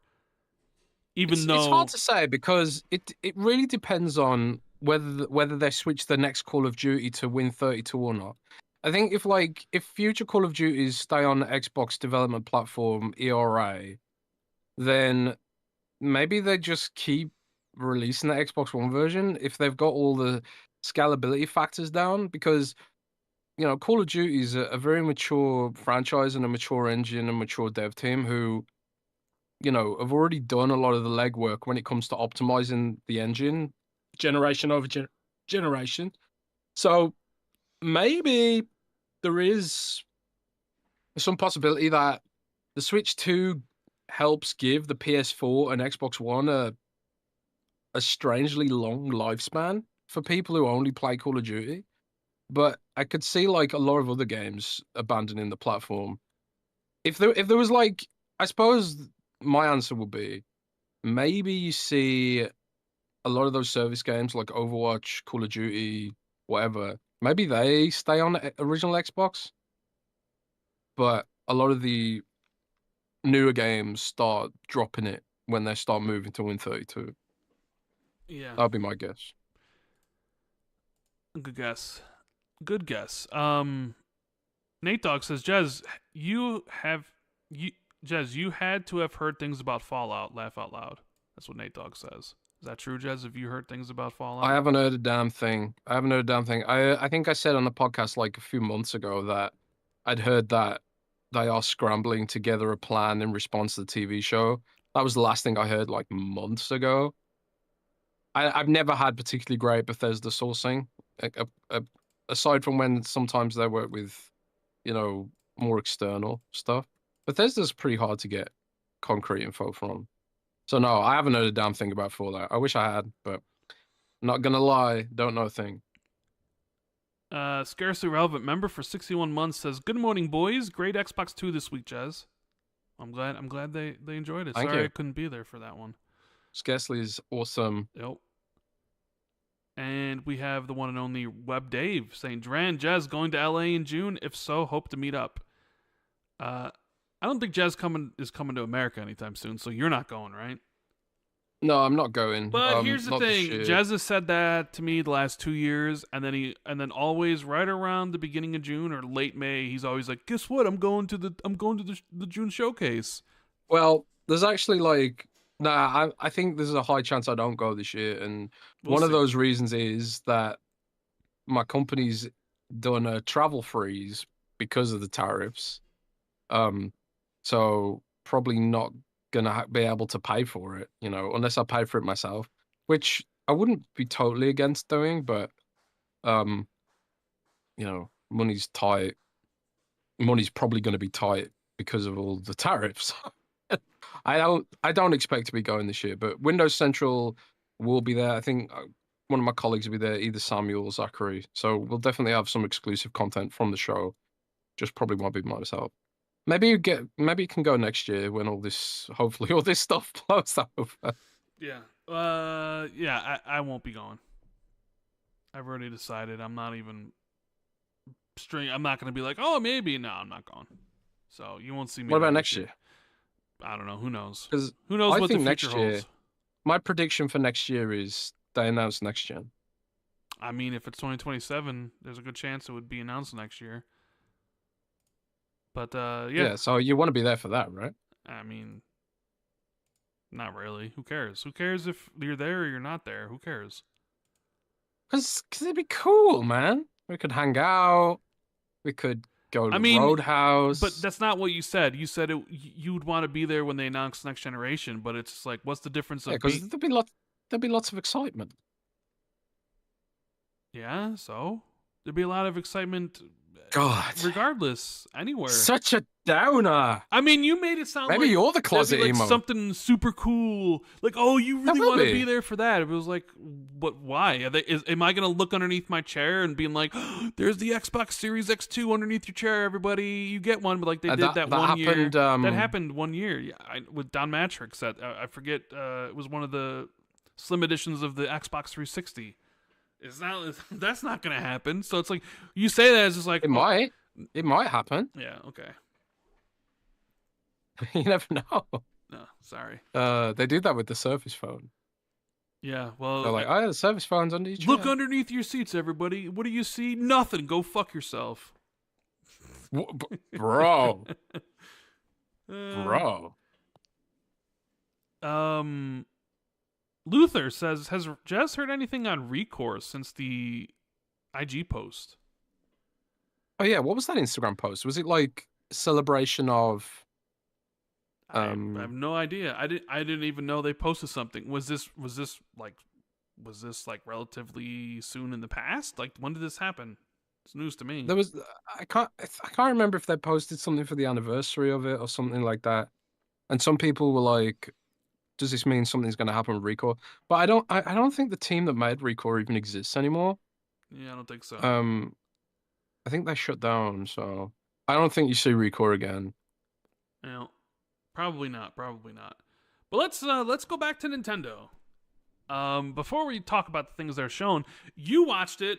I watched some of the trailers afterwards. I was like, "Come on, you guys expect me to sit there and watch a 1 hour Nintendo Direct when I literally do not care about anything Nintendo does outside of like a certain franchise like Metroid Prime 4? Like, like I don't care about the Switch. I don't care about the Switch 2. It does nothing for me. I'm glad that people like it, like they do. I don't want to rain in anybody's parades. I'm sure there are plenty of people that are like Mario Kart World, fuck yeah, and oh my god, like Donkey Kong, right? Like Special Nick's one of them. Oh, dude, did you see Kirby? Oh, bro, that's great. Like I love that you love that stuff. I love that you do. I'm just not including that. So I'm not gonna rain on your parade and give you what I think of the stuff because whatever, it's not for me. Like Nintendo hasn't been for me for years. So I did watch some of the trailers just to kind of see what the stuff is. But you watched the whole thing, and you I promised me did. spicy takes. So, what did you think of the Nintendo Direct featuring the Switch 2, giving all the information and everything? Do you like the look of the handheld, the camera, the game share, the game chat, and all the games that were announced for it? Hit us here with your thoughts, Mr. Jez. I was really bored. Okay, I was really bored, man. you were I mean, whelmed, is what I was what the I was kids would say. so whelmed. I was so whelmed. Nah, it's one of them. It's just like it's not for me. I know it's not for me, and there's nothing wrong with that. Like if you were excited about it, I don't want to take that away from anyone, you know, because I know a lot of what Nintendo does is about the feeling. It's about that nostalgia, and I know that because that's how I feel about certain games like Diablo or Overwatch and all this kind of stuff. I get that. I completely get that. And if I'm someone who has never really had that nostalgia for Nintendo, being a Sega kid and then a PC kid and then an Xbox kid and then an Xbox adult and then a PC adult, whatever you want to call it. Um, Nintendo was just never something I was that interested in personally.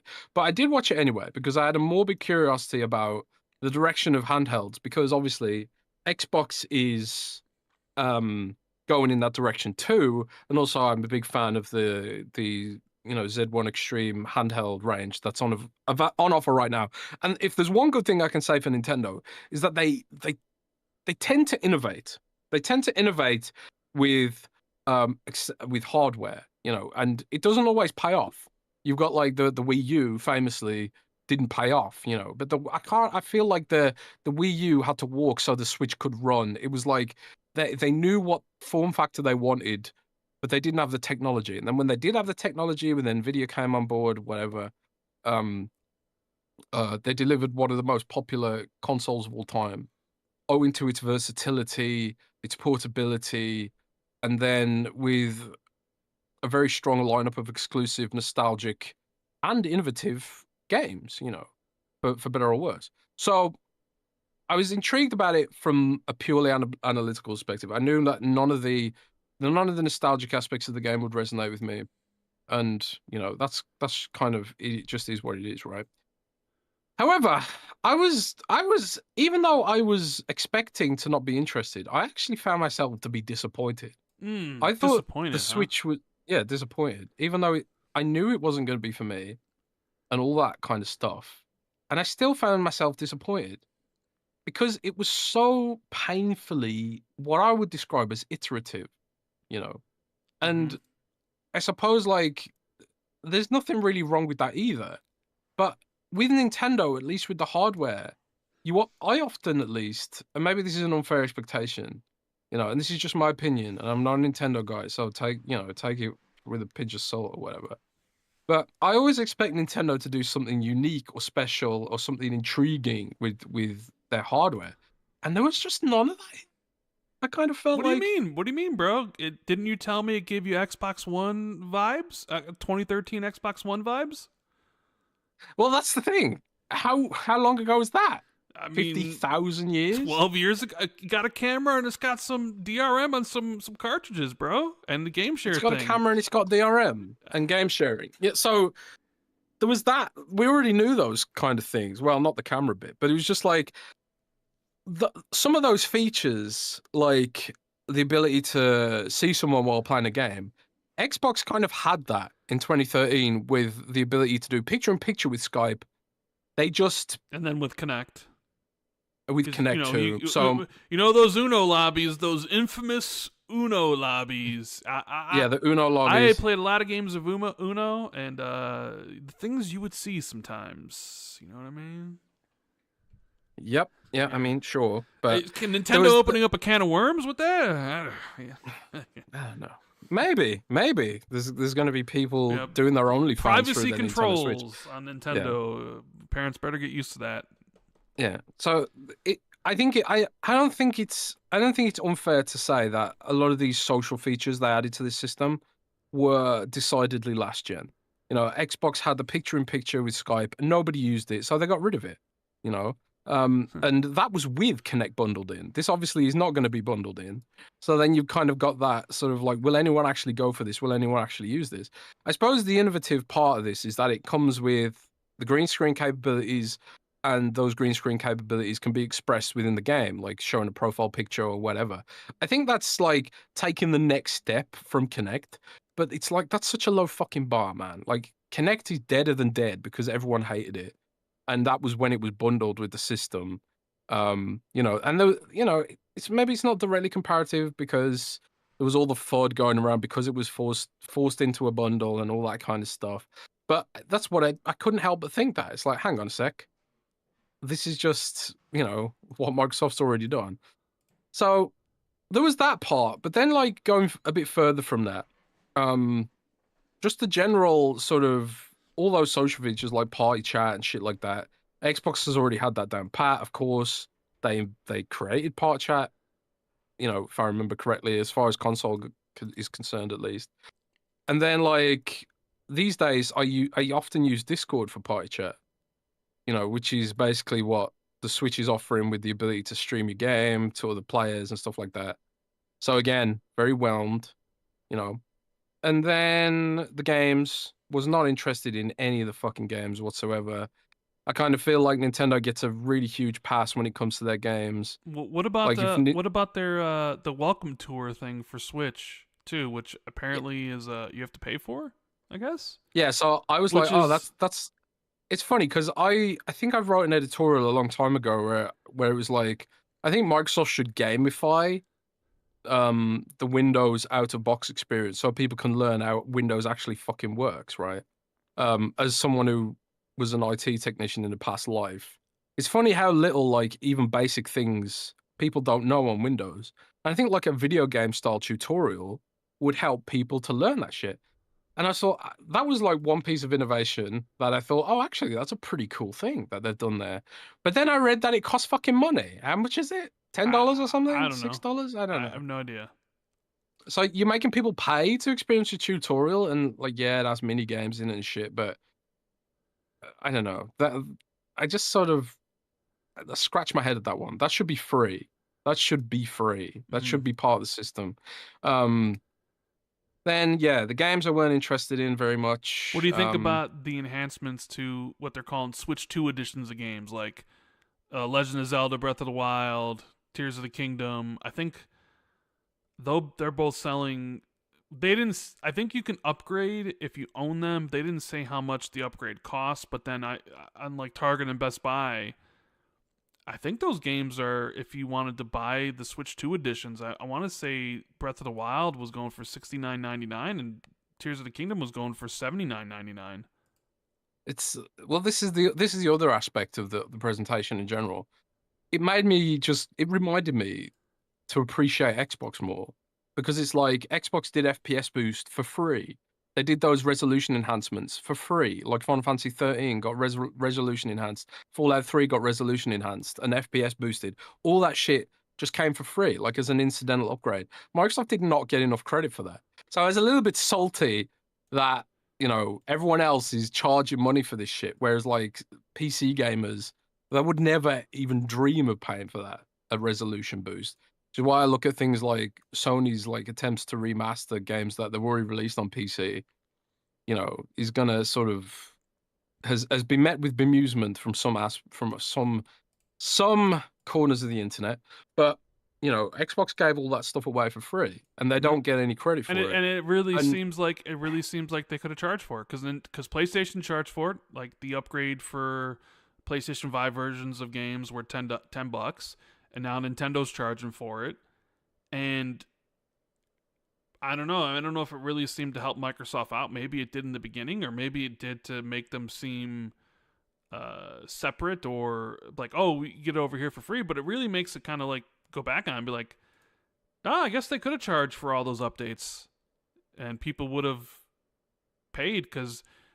I mean, you do hear like, oh, you know, Days Gone Remastered's coming to play. Oh, it's just a $10 upgrade. I can pay for that. So, I wonder if they misread people's willingness to upgrade their games, that people were willing to spend money instead of getting something free. But you're right. I mean, a lot of Xbox's features do go underappreciated, right? I think like what they branded it right. They called it FPS boost. So part of me thinks like for Microsoft, they were thinking of it as they're not every game gets FPS boost though. Yeah, but sure. But it is a free upgrade though. Yes. Yeah. But my point was the fact they branded that upgrade was to me something that they were thinking of as differentiation rather than something they could make money on. They didn't really push it that much in terms of, you know, saying, hey, our system does this, you know. And I suppose they didn't really FPS boost a load of games. Maybe if they did it more and stuff. And, you know, PlayStation has done, I think, some free upgrades as well, here and there. But they also bank hard on, you know, Last of Us 2 Remastered. And people always laughing about, hang on a sec, you're remastering a game that came out 5 minutes ago, etc., so on and so forth. So, you know, I can kind of see both arguments here that maybe Microsoft should have charged for them purely from an economic standpoint, but at the same time, the one that I'm not Microsoft, so I'm glad that they didn't charge for it. Yeah, and the one that we always mention, or the one that always comes up, and Xbox users love, but nobody else really seems to care that much, is cloud saves. Free. All your free saves. Cloud saves. It's something that you have to pay for on PlayStation. You got to be a PS Plus subscriber to be able to do that. I don't know how that works on Nintendo, but it's definitely not one of those underrated features that Microsoft has, because I've never had to worry about any of that shit. And you know, the funny thing is, like when I upgraded from my PS4 to my PS5, I'm not a PlayStation Plus subscriber because why would I be? Like, there's no multiplayer games I want to play on PlayStation, which is like the main drawing factor. And all the games they usually offer in PlayStation Plus for free, I usually have on my Xbox anyways. So there's like no reason for me to do it. So when I upgraded from PS4 to PS5, I lost all my PS4 saves because I just was like, oh, they'll come. I was thinking in my head, I don't even think about the save process with Xbox. It's just something that works behind the scenes, and you never have to give a second thought about it. So when I hooked up my PS5, I was like, oh yeah, like my God of War, like I lost all my PS4 saves, and probably when I buy a PS4, makes you wonder, should Microsoft have charged for that as well? Because Nintendo does. Yeah, I mean, I don't know how Nintendo does it. I'm not, and we know Sony does, and it's like, here's Xbox doing this, but it almost makes it seem like maybe they need to, with the way everything's structured, like the game on the console, and then you jump over Xbox Play Anywhere, a game on the PC and game on the I guess you could say they could monetize those users more and be like, well, actually, no, like, you know, like when you look at I do wonder what would happen if they ever did try to monetize cloud saves, because if people go crazy, I think. And here's just a short aside. Like, because they're free on Steam too, right? They're free on Steam. But you know, one of the things we'll come back to Nintendo stuff because there's more to talk about. There's the pricing drama and all that stuff. So, just a short aside here. When we've mentioned the next Xbox console, like the one coming in 2027, and the whole like, will Steam be on it and all that stuff, and if Steam's on it, you know, and you can play a multiplayer game on there without having to pay, for multiplayer access, it would be kind of weird if you still had to pay for it on Xbox. So like, I'm sort of expecting if it does work like that, then Xbox will get rid of the multiplayer paywall, which they've kind of already minimized in recent years because they've rolled Xbox Live Gold into one of the the tiers of Game Pass, and multiplayer Xbox is part of Ultimate. But I do wonder if like they get rid of that, but they don't want to lose the revenue stream, or I don't know how big the revenue stream is now anyways. What if it was like a change, it would tit for tat, where like we'll get rid of the multiplayer access, but now you have to be subscribed to Ultimate to get cloud saves. So they just swapped one in for another. Now that cloud saves I don't are think more they do that. I just don't. because I don't think they would either. And I'm not saying they are, but it was just the thought of like, what's more important? Like, obviously, multiplayer Xbox is really important to the 360 and the Xbox One and the early Series S and X. It was an extra revenue stream. They make a lot of money on the multiplayer games. But if you were going to cut it, like I think both me and you think that if the next system works the way we think, with Steam games on there and being able to play Steam games without the need of multiplayer access, that Xbox would probably match that feature and get rid of it too. But then, like, where else would you put the value? Because then you would lose some value from Ultimate. And my thought was like, well, they don't monetize game saves, or they don't monetize cloud saves. And how, like, what if they just did a little switcheroo? And now, switcheroo. Yeah, so it's like, oh, now People like, would be pissed. I know people would be pissed, but then, I don't think they'll do that, because I don't think they would either. But it was just a thought that came to my mind. Like, what if they just did a little switch? Like, boom, there. Switcheroo. Hey, you pay for it on PlayStation, you pay for it on Switch. Now you got to pay for it on Xbox. And it'd be another way to monetize people that want to like take their game from the console to the PC to the smart TV to the handheld or whatever, and be like, well, if you're gonna do that, you got to be this tier. I don't think they will. I think but it was just a thought I had. They're monetizing. I think they're monetizing those users pretty well, because you kind of need like Game Pass Ultimate to benefit the most from that experience anyway. Sure, For yeah, the cloud, you're right. for Game Pass, and obviously a lot of those games you can buy outright and not get them on Game Pass. But I think Game Pass kind of ties the experience together with cloud gaming and all that kind of shit. I imagine that most of the people that use Xbox Play Anywhere actively are probably Game Pass subscribers already. But I don't know. No, it was just interesting it was an interesting thought that I just had. So back to the Nintendo thing. They announced a lot. There's a lot of third-party games they also announced, right? So that was the big thing I was wondering about the Switch 2, is how much third-party support it has, because typically previous Nintendo consoles, you just knew AAA games weren't going to be there for at least the last two generations, right? It was different for the GameCube, but for the Wii U, and the Switch, well, I guess that's three generations, or three systems at least. It really didn't get AAA games, mostly because it just couldn't run them, and so third parties avoided it. But now they announced like Elden Ring Tarnished Edition, Split Fiction's going to be there at launch, Hogwarts Legacy, from Madden. They got exclusivity on Hades 2. I don't know if you saw that, Jez. Hades 2 is coming to the Switch 2 before any of the other consoles, which I think happened with Hades 1. Hades 1 was a Switch exclusive for a little bit before it came to PlayStation and Xbox. Yeah, I think you're right. Yeah. And I think Hades sold really, really well on Switch. I'm not surprised they're doing that again. Street Fighter 6 is coming. Tony Hawk Pro Skater 3 or 4. So there's an Xbox game or an Activision game.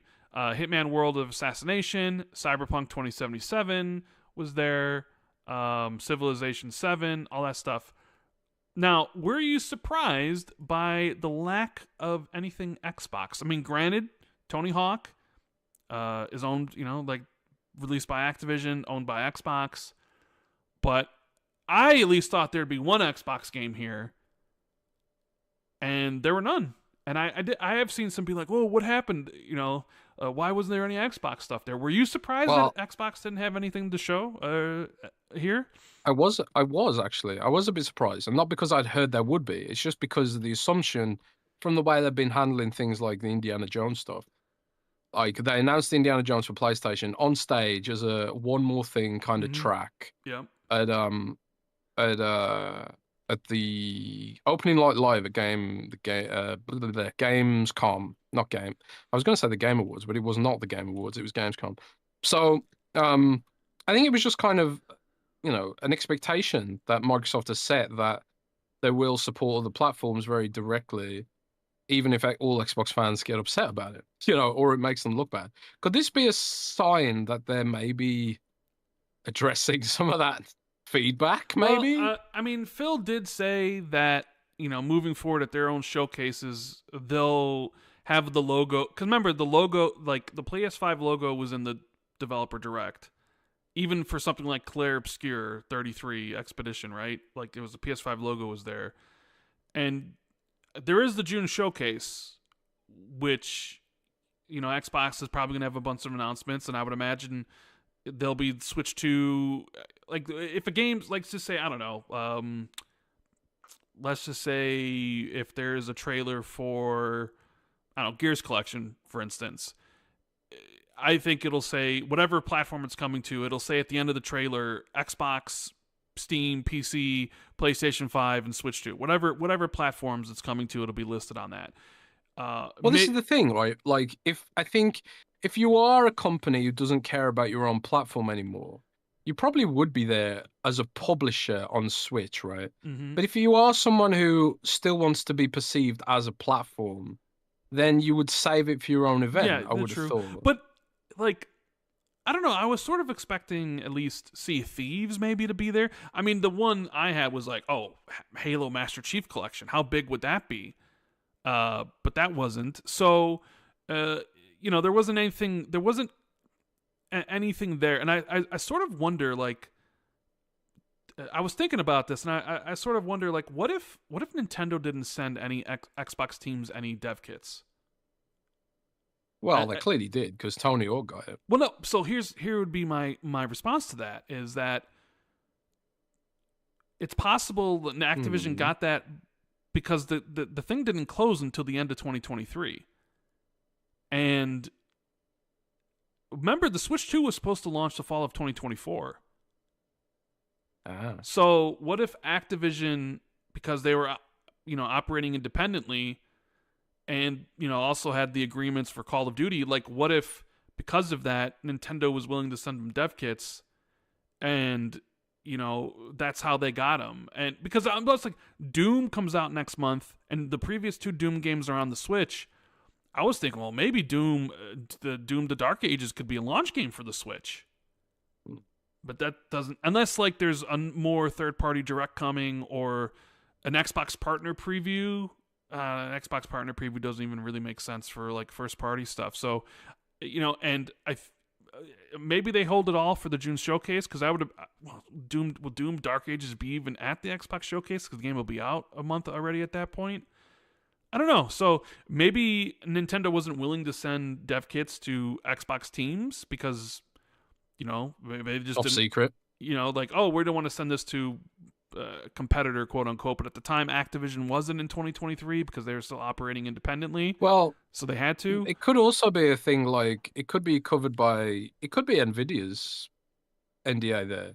Maybe Nvidia's like, we don't want you to share this with Microsoft at this time. Or maybe they because obviously Microsoft's a competitor more broadly so than maybe a video game publisher doesn't manufacture hardware, so it could be that too. I don't know. I was just thinking. I think you could be right though, because the big one for me that would point evident, I suppose there's two significant points of evidence. There is no Call of Duty mention. Microsoft's legally obligated in the European Union to deliver that at some point. The thing is, they haven't announced the new Call of Duty this year. Because I guess the idea. Yeah, so are you saying you were expecting even like Warzone would come as like a launch game? Yeah, or something or anything. Like, okay. But the one thing I would definitely expect it above all else, especially this month with the movie, is Minecraft. Well, Minecraft's on the Switch 2 through back compat, so it's already. I suppose it's there. It's not like it's not fair there. enough. So but like, I just some kind of presence. Just sure. or a native version. But I guess like we're still waiting for a native version of Minecraft on Xbox Series S and X. So maybe it's just not in Mo Young's purview, you know. Um, yeah. On that note, Rand, just as a little random aside, what do you think of the Minecraft movie figures so far? The Rotten I Tomatoes mean, I actually, tomato. it's like what 53%. That's higher than I thought it would be. I did see that it in the previews on Thursday. It got $10 million, which is like the highest ever for a video game movie. So I told you, man. we'll What did see. I tell you? I mean, we'll I'll, see. I'll tell you this, right? I Uh got huh. a friend who went to see it recently with Right. their kids. Said the cinema was full of kids and young teenagers. And every time there was like a new Minecraft mob or a Minecraft character like Steve came on or something like that, the whole cinema went crazy, right? Sure. And that's not something that happens in the UK. People sit there quietly in the UK. That like it's the culture in the UK to watch the movie and generally not go crazy. I know like America cinema culture is a little bit different, Mm-hmm. but but yeah, apparently like the youth love it. Well, So this is why I it told you that if the movie doesn't make $1 billion, it's a failure. depends how Because much it's it costs, man. Minecraft. It's something for kids. Kids drive a lot of these movies to $1 billion, and like you're talking about the biggest game ever that has some of the biggest kid audiences ever. If that movie doesn't reach $1 billion, and I know what you say, well, what if it only cost $200 million to make and it made $700 million, so it made a profit? I'm like, yeah, okay, made a profit. But I'm saying if a Minecraft movie can't make $1 billion, then something went wrong somewhere, because that movie should be a freaking shoo-in to make a billion. The Mario Brothers movie last year or whatever year it was made 1.3 billion or whatever it was. So if Minecraft didn't make $1 billion, to me that's a failure.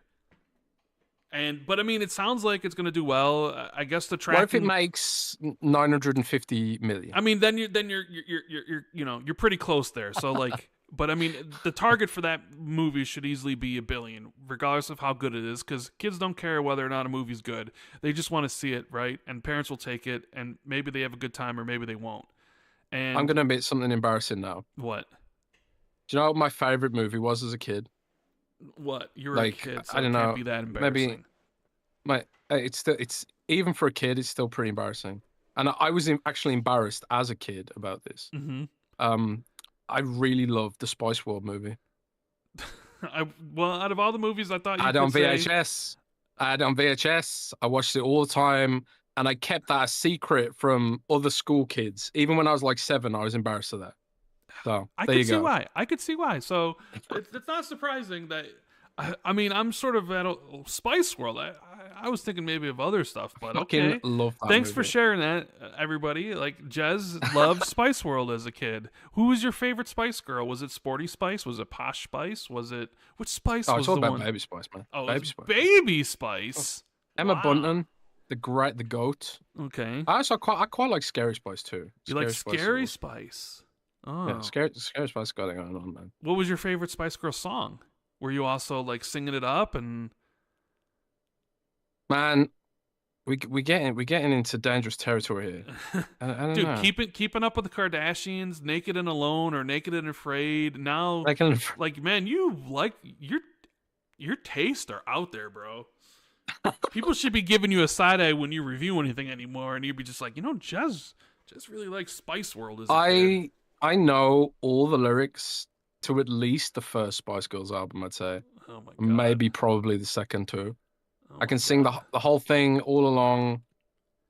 I fucking love that band, bro. Here's me thinking I, like I'm how just many times I I'm just watched gonna admit it, bro. like Willow, like Mad Mortigan, Rip Val Kilmer, or any of the like, Willow.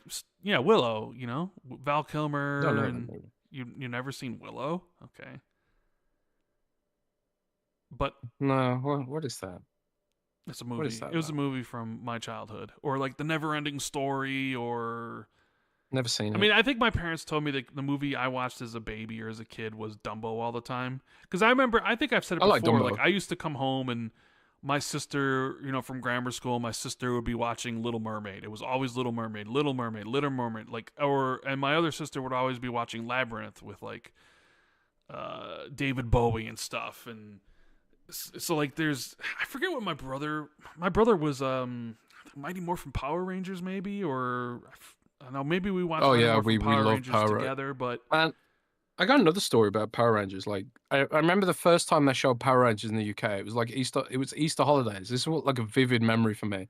I must have been 6 or 7 at the time, and like I remember getting to school, and it was like they showed it on like Saturday morning kids TV show. I think they showed it on. I couldn't believe it. I thought it was the best thing I'd ever seen in my life. And I got to school and I was like to the other kids at school, I was like, "Oh my God, did you watch Power Rangers? It was the coolest thing ever." And they were all like, "Nah, it sucked." And I was like, "What the hell? What the hell's going on here?" So, yeah, my s- I just always had bad taste, I guess, compared to people around me. I mean, we know you They're all have into football.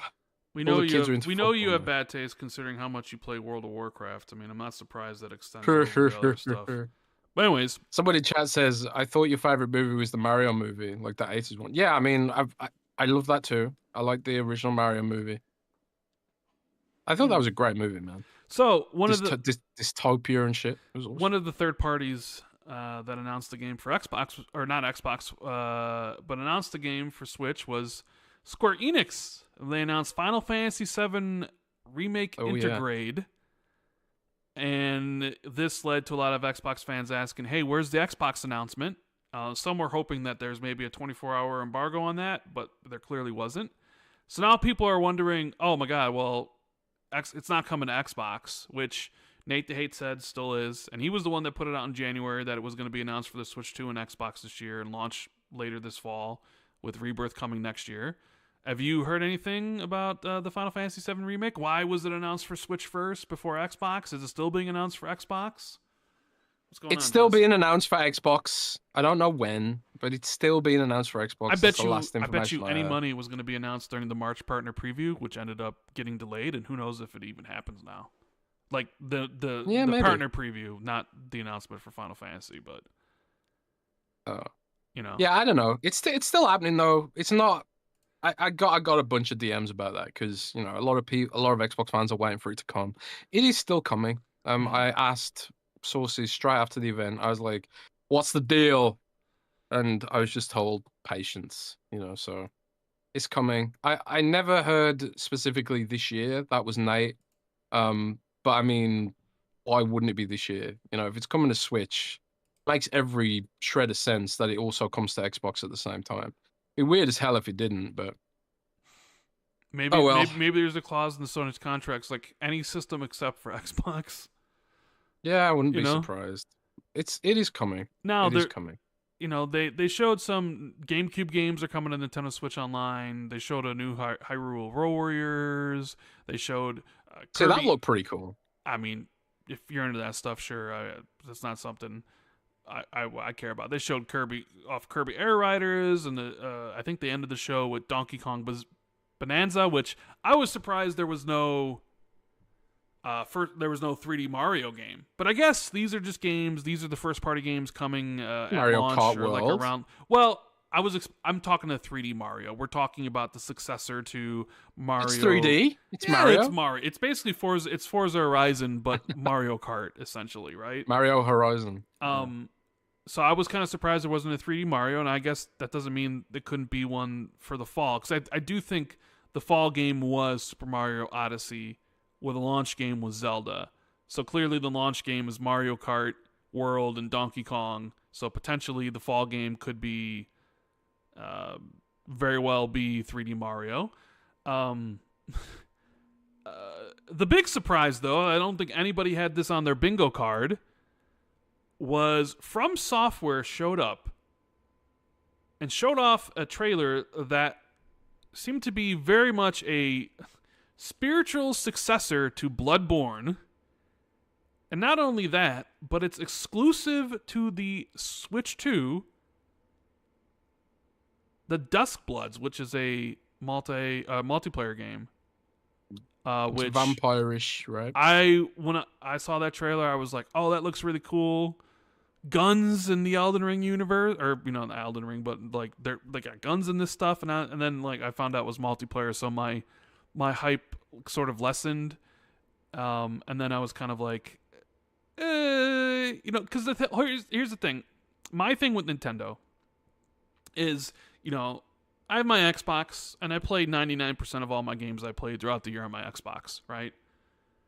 I have my PlayStation because there are games that PlayStation releases that I do want to play. Like, I'll be playing Death Stranding 2 in June. I'll be playing Ghost of Yotai whenever that comes out. And it does seem like they're teasing Marathon, like, announcements soon. I don't know if you saw that, Jez, but some marathon's going on, and maybe that comes out this year. But I did not see that. there are, like, the PlayStation blog was taken over by some, like, marathon code data, and, like, some marathon related's happening. So I don't know if that's getting some reveal soon, or a re-reveal or whatever, or releasing this year, but something seems to be up. So there's, like, games that, I'm interested in on the PlayStation side, and I know buying into the system, PlayStation, considering I play everything on Xbox, that my time spent on PlayStation would be limited to just the exclusive games that I'm interested in, right? So I don't really turn it on that much. The problem with then having a third system where I don't really care about any of the games that Nintendo makes outside of, like, Metroid games or whatever is, so Metroid Prime 4 interests me, and Dustbloods interest me until I found out it was multiplayer, and then it was kind of like, yeah, I don't really care. So out of, like, all the things Nintendo shown here, the third-party stuff, whatever, I have it all already on a different platform. So if someone asked me, are you getting Nintendo Switch 2? I would say... Drum roll. I would say it's for... considering I only want one game out of it, it doesn't make financial sense for me to purchase a Nintendo Switch 2 simply for Metroid Prime 4. And I don't know if there's ever going to be another game that Nintendo makes from first party that interests me. Because I don't care about Mario Kart. I don't care about Donkey Kong. I don't care about Kirby. Whatever. Like, all the games they make, I have zero interest in. So I'm looking at it and doing the math. It's like, okay, well, if I were to get one, it's $450. Okay, plus the cost of Metroid Prime 4, which is probably $60 or $70, so we're at $520. I'd have to get a Pro controller because I don't do handheld, so I'd have to hook up my TV, so that's probably another $60. So we're at, like, what, $580 at that point. So that's $600 essentially, plus taxes. So, we're at, like, $660 simply to play a single game. I don't think so. It's not financially responsible of me to spend $600 on one game that I want to play out of this stuff. Now, it's not saying, like, there won't be other games that happen in the future, like, where I, like, oh, cool, but now, yeah, the Switch 2 doesn't offer me anything, and that's fine. It's not for me, right? So it doesn't matter if I'm interested in buying it, because there's plenty of people that are interested in buying it. Although, I guess you could make the argument is, like, maybe that pool's lessened, because they did a stream yesterday where all anybody typed in chat was lower the price, right? I don't know if people, I don't know if it was the console price they were pissed off about, or the price of the games, which we'll talk about in just a second. $450 and $499. Is that a good price, Jez? Did you want? I mean, of course, everybody wants everything to be lower price. I mean, why would you want to pay more for something? But I mean, those were the prices I was expecting. Honestly, I was expecting it to be $499. So the fact that it came in at $450 was a little bit cheaper than I thought it was going to be. Yeah, I actually had a source who told me it was $499 a little while ago, and launching in June. I think I posted that on our Discord at some point. But I suppose the idea is that you get the bundle, right? Yeah, the idea is, like, you get the $500 one, and you get Mario World with it. Yeah. That's the one you go to. But I don't have any interest in this whatsoever. Like, watching the trailers and stuff didn't change my mind. But I mean, I knew it wasn't going to change my mind. Like, I don't care about Nintendo. I don't care about anything they do. They might as well not even exist to me, because of, but that's fine. Like, there's plenty of people that love what they make, and that's great. And it ain't for me, and I doubt it ever will be. Yeah, I mean, this is honestly maybe part of the risk with having an iterative system, because obviously a lot of when your system's like really boring, like I would say the Xbox Series X and Series S are very boring and safe, personally. Like they have the same operating system, the same look, they do all the same things. They don't do anything particularly unique, innovative, or special. In fact, I would say the Xbox Series S and X are actually less innovative than the Xbox One, in the sense that there's no option for Connect, there's no picture-in-picture, there's no TV integration, like all that kind of that vision of like an entertainment center, all that was stripped away in favor of just making a pure console. And I know a lot of people wanted that and preferred that, and maybe that's a better narrative for the marketing or whatever.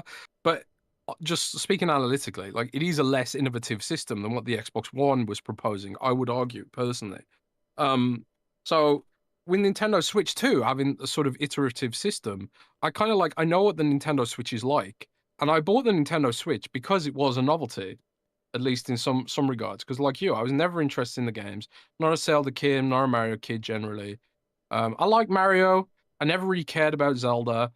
I used to like Pokemon, but after the disastrous handling of the last few Pokemon games, they even managed to break my nostalgia on Pokemon, which is something I never thought I'd hear myself say. So then I'm sort of like you, left with Samus. I'm not interested in Samus, but now there's not even an innovative sort of, I don't know, tech bro kind of, hey, I want this because it's unique and cool and something interesting. Because it's not. It's fundamentally a bland system. And again, there's nothing wrong with that. But it's just like they've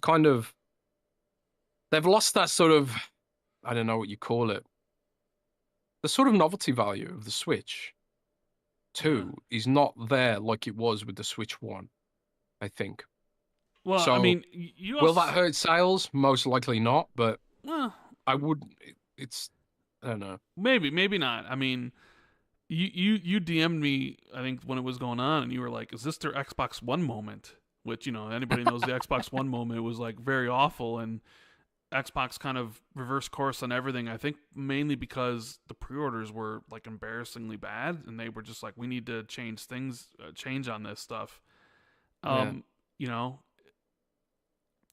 The reason I said that was because like I logged in and I looked, my social media was ablaze with viral tweets with like 30,000 likes clowning on the thing. sure, You know, because the way the For You page works these days is really weird. And it just shows me tweets from influencers that I've never followed, never have any interest in. So in a way, it's kind of the For You page these days.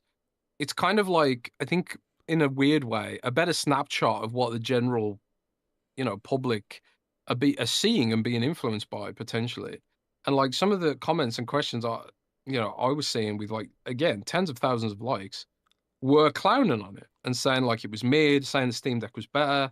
I saw like a tweet from Rob Denbliker with tens of thousands of likes saying, clowning on it. He's the Cyanide and Happiness comic book guy and all that kind of stuff, right? So that's why I was kind of like, have they fumbled here? Obviously remains very heavily to be seen how it's all going to play out. But so I see this article from IGN, and I think it just came out, or maybe it came out earlier, but it's by Rebecca Valentine talking about industry analysts react to the Nintendo Switch pre-order chaos due to tariffs, about whether or not they will raise it. So one of the guys here, Dr. Serkan Toto, CEO of Catan Games, says, quote, "It's very difficult to predict, but Nintendo will likely take a few days to run simulators and then announce hikes, not only for the system itself, but also for games and accessories. I hope I'm wrong, but if sustained, these sky-high tariffs leave them no choice. Would you be surprised now to see Switch 2 hit $500 for the base model? I wouldn't. What I also want to add is this. Why on earth did Nintendo not wait for the US to fix their tariffs first and then decide on pricing during a direct few days later? This made no sense." Conspiracy theory time on that point. Okay. What if Nintendo was slimy enough to announce a lower price, knowing they could blame tariffs a week later for putting it up to the price they actually wanted to sell it at? Boom. So like this is what the Put your price was going to be. hat on, baby. This is going to what the price was going to be, but now it's like $500 and go blame, Yeah, I mean, I had a very solid source told me $500 in June. Well, I mean, it was And right because one of them is 500. Did he tell you there's going to be 2 models? I can't remember. Possibly. I can't remember. I'd have to go and look. So But, they also asked Matt Piscatella. He says, based on the conversations I'm having, the breadth and depth of the tariff surprised everyone, not consumers. Every reasonable and responsible business. Why were people surprised? He fucking campaigned on this. Maybe people didn't think it would be this deep or on all these countries, but continuing on, he says every reasonable and responsible business that relies on international supply chains will be reevaluating its U.S. consumer pricing at this point. They have to. Some territories and regions globally have historically been subject to higher pricing than other parts of the world when it comes to video games. The U.S. could certainly be joining that group because of these tariffs. The haphazard and chaotic nature of the tariffs and their announcement obviously has many scrambling to navigate the fallout. Manu Roser, director of market analysis at Newzoo, also predicts that hardware prices will increase, though he suggests software will likely not be impacted. He says, quote, while physical versions might be subject to tariffs, the growing dominance and lower cost of digital distribution will likely limit any broader effect. Regarding hardware, however, the situation is more sensitive. If a 20% tariff or any substantial increase were to be introduced, it's unlikely that companies like Nintendo would absorb the additional cost by cutting into their margins. In such cases, the burden could shift to consumers in the form of higher retail prices. The margins are already going to be low. So I don't think they can eat into any margins. Perceived or actual. So I don't see a situation where they aren't passing these on to consumers. They asked a NYU professor, and he says, I believe the vitality from the Trump tariffs was already considered in the Switch 2's $449 pricing, and given the first Trump administration impact, Nintendo, like other manufacturers, has just restructured its supply chain to mitigate such geopolitical risks. Historically, Nintendo's aimed for a launch price around $400, adjusted for inflation. That's why they moved to Vietnam. That's what he said. Suggesting the current price already reflects an anticipation of potential economic challenges stemming from ongoing trade disputes. Nevertheless, the unpredictable nature of these tariff decisions, exemplified by the recent situation in Vietnam, injects a significant amount of uncertainty into the market. This could compel Nintendo to find ways to absorb or offset additional costs, especially when initial product margins are typically narrower. While I expect Nintendo will strive to maintain the $449 price, the external economic pressures may eventually force a reassessment if the trade landscape deteriorates further. So, I mean, they asked more people, but I mean, I did say I didn't think they would raise prices, but I have obviously, I don't know. That was just my thought, but it seems like some of these guys are saying like, yeah, it's probably going to go up. And then I see here breaking Associated Press reports that the deal to sell TikTok to American investors collapsed after Trump's tariffs on China. Oh my God. So that's something somebody put out there. So, okay. So there's all the Switch 2 stuff, but what I want to talk about now is the $80 price point, because a lot... So that's it. Hang on. What? That's pretty fucking big news. That means no more TikTok in America. Well, no, because President Trump, he extended the purchase window for another 75 days. So they have another 75 days. It's just going to keep getting kicked down the road. Yeah, I mean, potentially. So, you know, there's the cost of the console itself and whether or not people think it's worth it. But then the broader impact of what Nintendo's doing, or whatever the tariffs are doing, is now we have what seems like a new price point, because Mario Kart World is $80 physical and digital. There was a little bit of uncertainty whether or not it was 80 digital and 90 physical. I think it's 90 euros. And people thought it was which is $90. Yeah, so people thought it was going to be $90 in the States, but the Best Buy and Target pre-order pages for the Switch 2 stuff is up, and it's $80 physical. So I think people thought the 90 euro meant $90, and that's where that. And usually it does, because other games are like, when other games are 70 euros, they're $70. Right. So Nintendo's charging Europe a premium. So fuck Nintendo again. So, you know, Donkey Kong's $60 or $69.99, $70. Mario Kart is now introduced the $80 thing. So now you have to wonder, is this just the first and only? Or are we looking at a situation here where other publishers will look at what Nintendo's doing and then also look at what, like, the tariffs are doing, because we sort of talked about this before when we talked about the tariffs on Mexico, where a lot of physical games are manufactured, and that like they would have to raise the price of physical, which then would raise the price of digital. And we sort of thought, well, maybe they would just get rid of physical and then push everybody to digital.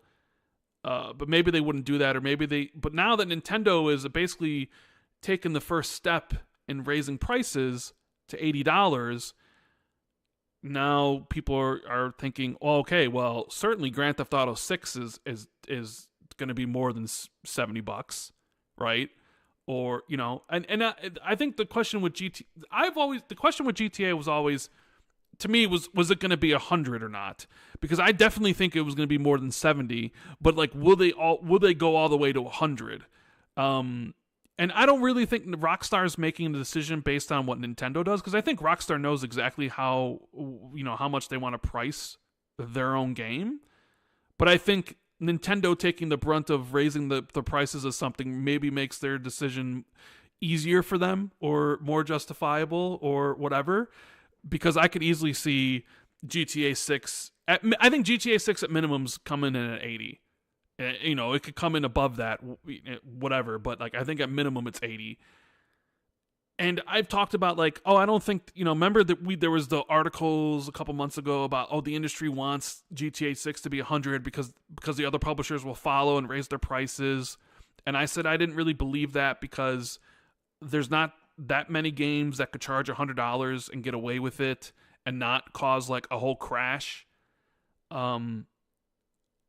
What I could see, right? It's kind of like how Nintendo's handling it, where it's like certain flagship games might be $10 more expensive. Right. So like FIFA, Call of Duty, and that was what I was going to get to, like maybe. NBA 2K, Madden. If you look on the Xbox side, Call of Duty could easily be $80. PlayStation, they've been charging a premium. They were one of the first out there raising it to $70. You could easily be like, hey, they haven't announced pricing for Ghost of Yotei yet. They could be like, it's our big AAA first party games are now $80. And it could work in Microsoft's favor when you look at Game Pass, though, right? I don't know. I mean, the problem is, you have to put Game Pass's price up too. Sure. If the value of games is inflated. But so Game Pass goes up by $5 to $25. Sure. And then but then you could be like, you could pay $80 to get it on PlayStation, Call of Duty, or you could pay, to get it on Game Pass on an Xbox or whatever. But it's still bullshit. Well, it's still fucking that's what it comes down to. I remember us having the discussion about $70 being bullshit. And now we're here again. How many years later? 4 years later? 5 years later, or 4.5 years later. Because look, part of it's because a lot you could people will use the 90s inflation thing, like, I played $100 for back in the game in the 90s or whatever, and it's been $60 for too long and all that nonsense. No, the thing is, this is why I'm not a Nintendo kid, because Zelda was £90 in the UK. Sure, yeah. Even back then. And it was like, there's no way my parents was just like, no way. You can be a Sega kid. Those games are nice and cheap. I don't fucking know. But the thing is that I think a problem a lot of people have with the $70 stuff is, one, people don't like paying more for stuff. But also, two, is there really hasn't been... It's like they're charging more, but we haven't really seen the benefits of the $70 increase. You know what I mean? Like, so now that you're then charging more again, another $10, it really doesn't seem like, okay, if NBA 2K, say let's NBA 2K goes to $80 as far, it's like, well, did you improve by $20 worth to charge me the extra $20? And I think most people would say no. I've seen most people would be like, a lot of the games aren't worth the price that they are. They're just, that's the standard price. If you're a AAA game, you have to be $69.99. And now it's like, oh, well, that's just the standard price. Now you have to be $79.99. But to me, a lot of the games don't justify their price tags. So I think that's a big factor, is that they're not worth the money. The jump hasn't been worth it for a lot No. of people when they're viewing it with the naked eye. Been like, this isn't worth it. And you can make all the arguments in the world about, oh well, accounting for inflation in the '90s, or actually video games give you more bang for your buck than a movie ticket or a CD or whatever. But it's like those things have all been historically cheap. Like going to the movies when I was younger was like what, $5, and even going to movie now is like $15 a ticket. That store like yeah, you could argue that's 2 hours of value. And then you could be like, well, 4 hours of value would be 30, and then go up, and it's like, well, actually, this video game that you bought for $70, like Assassin's Creed Shadows, $60, or it cost $70, but you could play it for 60 hours or 100 hours, and therefore it's actually a complete value in comparison to going to the movie theater, because you actually get more. You get more bang for your buck. You get this 60-hour experience for this, where like you go to a movie and it's 2 hours and it's over, and it costs you $15. That'll be some of the arguments people make, in favor of it. Look, value is always in the eye of the beholder, right? Some people will look at it and be like, Mario Kart World looks amazing. I'll pay $80 for it, no problem. And honestly, a lot of people are probably just going to get the $500 Switch 2 bundle and not actually buy Mario Kart 2 or Mario Kart World. They're just going to get it with their system, right? Mm-hmm. But yeah, I don't. I mean, I'll just say I don't like the idea of having to pay more, and it definitely will make me less inclined to buy something if I'm not sure about it.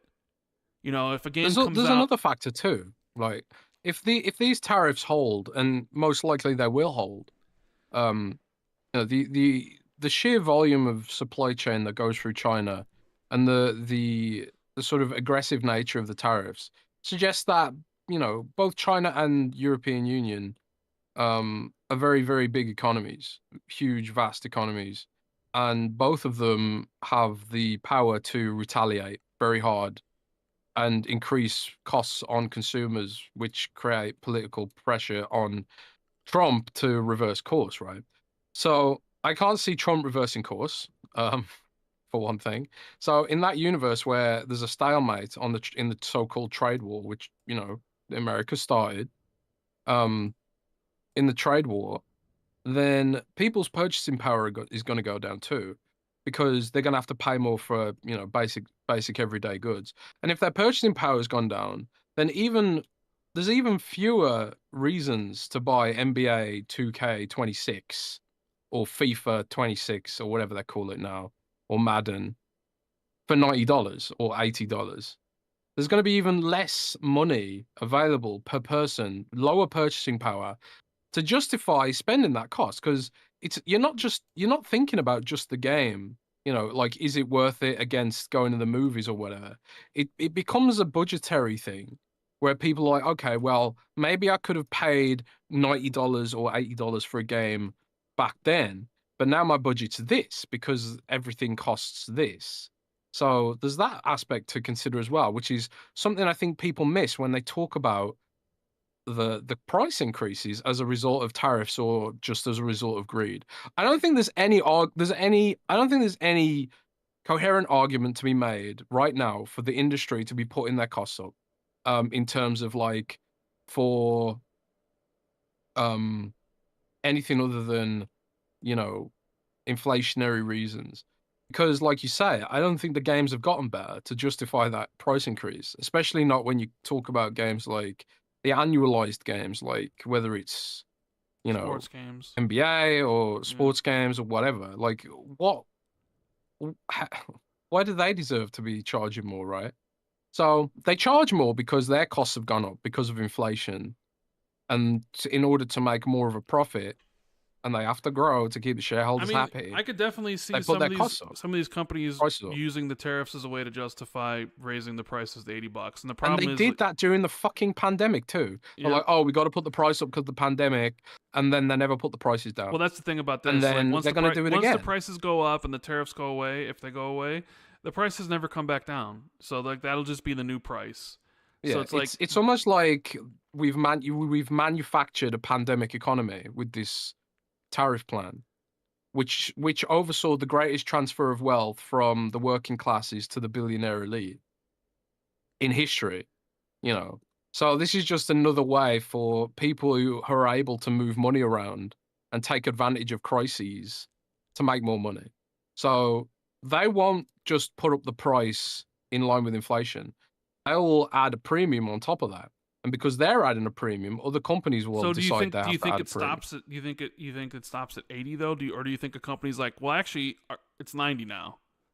Or Well, actually it's 100 that's now. the question about. It's like what games could get away with that, right? GTA 6 can get So away with $100. G- Absolutely. But that's GTA literally the GTA only 6 one. could get away with it. And you know Mario Kart I think one of the reasons maybe Nintendo factored in some tariff stuff in here like oh we charge $10 more, but if you were going to do this with a game, Mario Kart Worlds is probably the best one to do it with because it's their biggest franchise. Mario Kart 8 on the Nintendo Switch sold 60 million copies. You know, so it's yeah, Mario's in it and all their franchises are in it or whatever, but it's clearly the biggest. So if you were going to test this out and see if you could apply these prices to like your Zelda game or your 3D Mario game or your Pokemon game, then what better game to do it than with Mario Kart? Because if it's rejected from your most popular game, then you know it would be rejected from the other ones.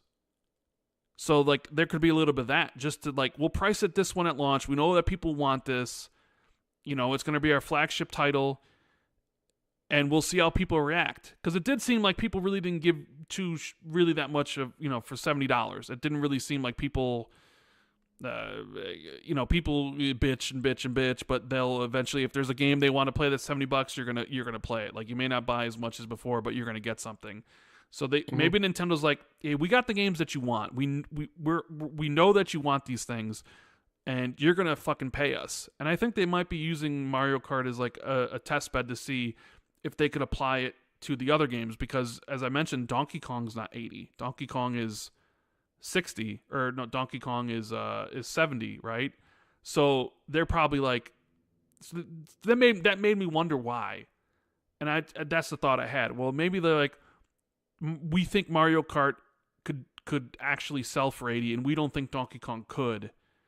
So we'll see if we could use Mario Kart and the reaction to it to see if we could apply it to our bigger games, and if it's accepted, then yeah, the next Zelda will be $80, the next 3D Mario will be $80, and whatever. And then if the other publishers are now being like, oh, Nintendo did all the work for us, Nintendo took the brunt of all the ire and everything. Well, now we've been thinking about this, but now we're actually going to do it. Okay, now NBA, all right, we're $80. Madden, we're $80, and if like. Is that what we're seeing here? Are we going to see just because a lot of the games announced for the fall don't have any pricing structures around them yet, right? Like Borderlands 4 is coming out in September, which was at the Nintendo Switch 2 showcase, but we don't know what price point the Borderlands 4 is. Not like you can pre-order it right now, so they could easily say it's $80. And you mentioned like how Xbox, how this help Xbox or whatever, like it makes Game Pass more desirable. And I would say the answer to that question is yes and no.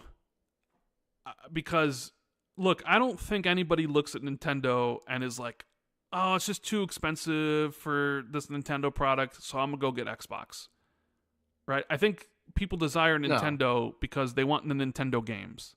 They want Mario the Nintendo Kart experience. So, like, I wrote that in my tutorial. Yeah, like, they don't want... So it's... being Xbox there being like, actually, come all get these games for cheap, that's not going to do anything. They don't want Xbox games. They want Nintendo games. But if the industry really starts moving that direction where, like, now we got another price raise halfway into the generation and it's $80, does that help Game Pass in a way?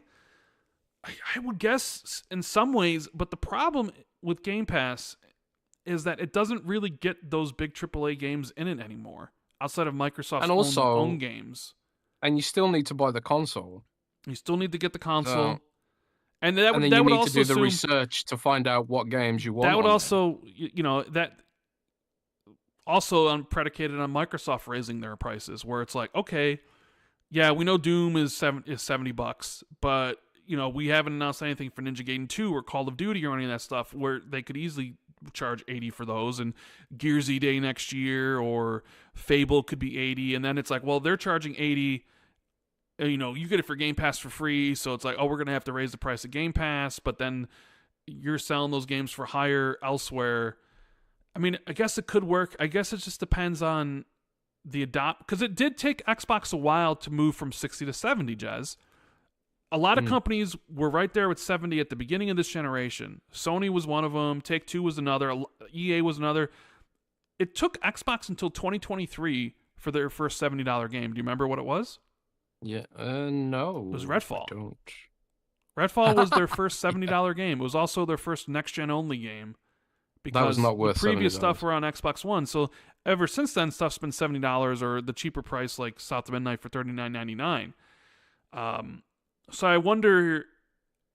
So there's a part of me that wonders. Let's just hypothetically assume the rest of the industry looks at what Nintendo's doing, and if they get away with it, quote unquote, then we can get away with it too.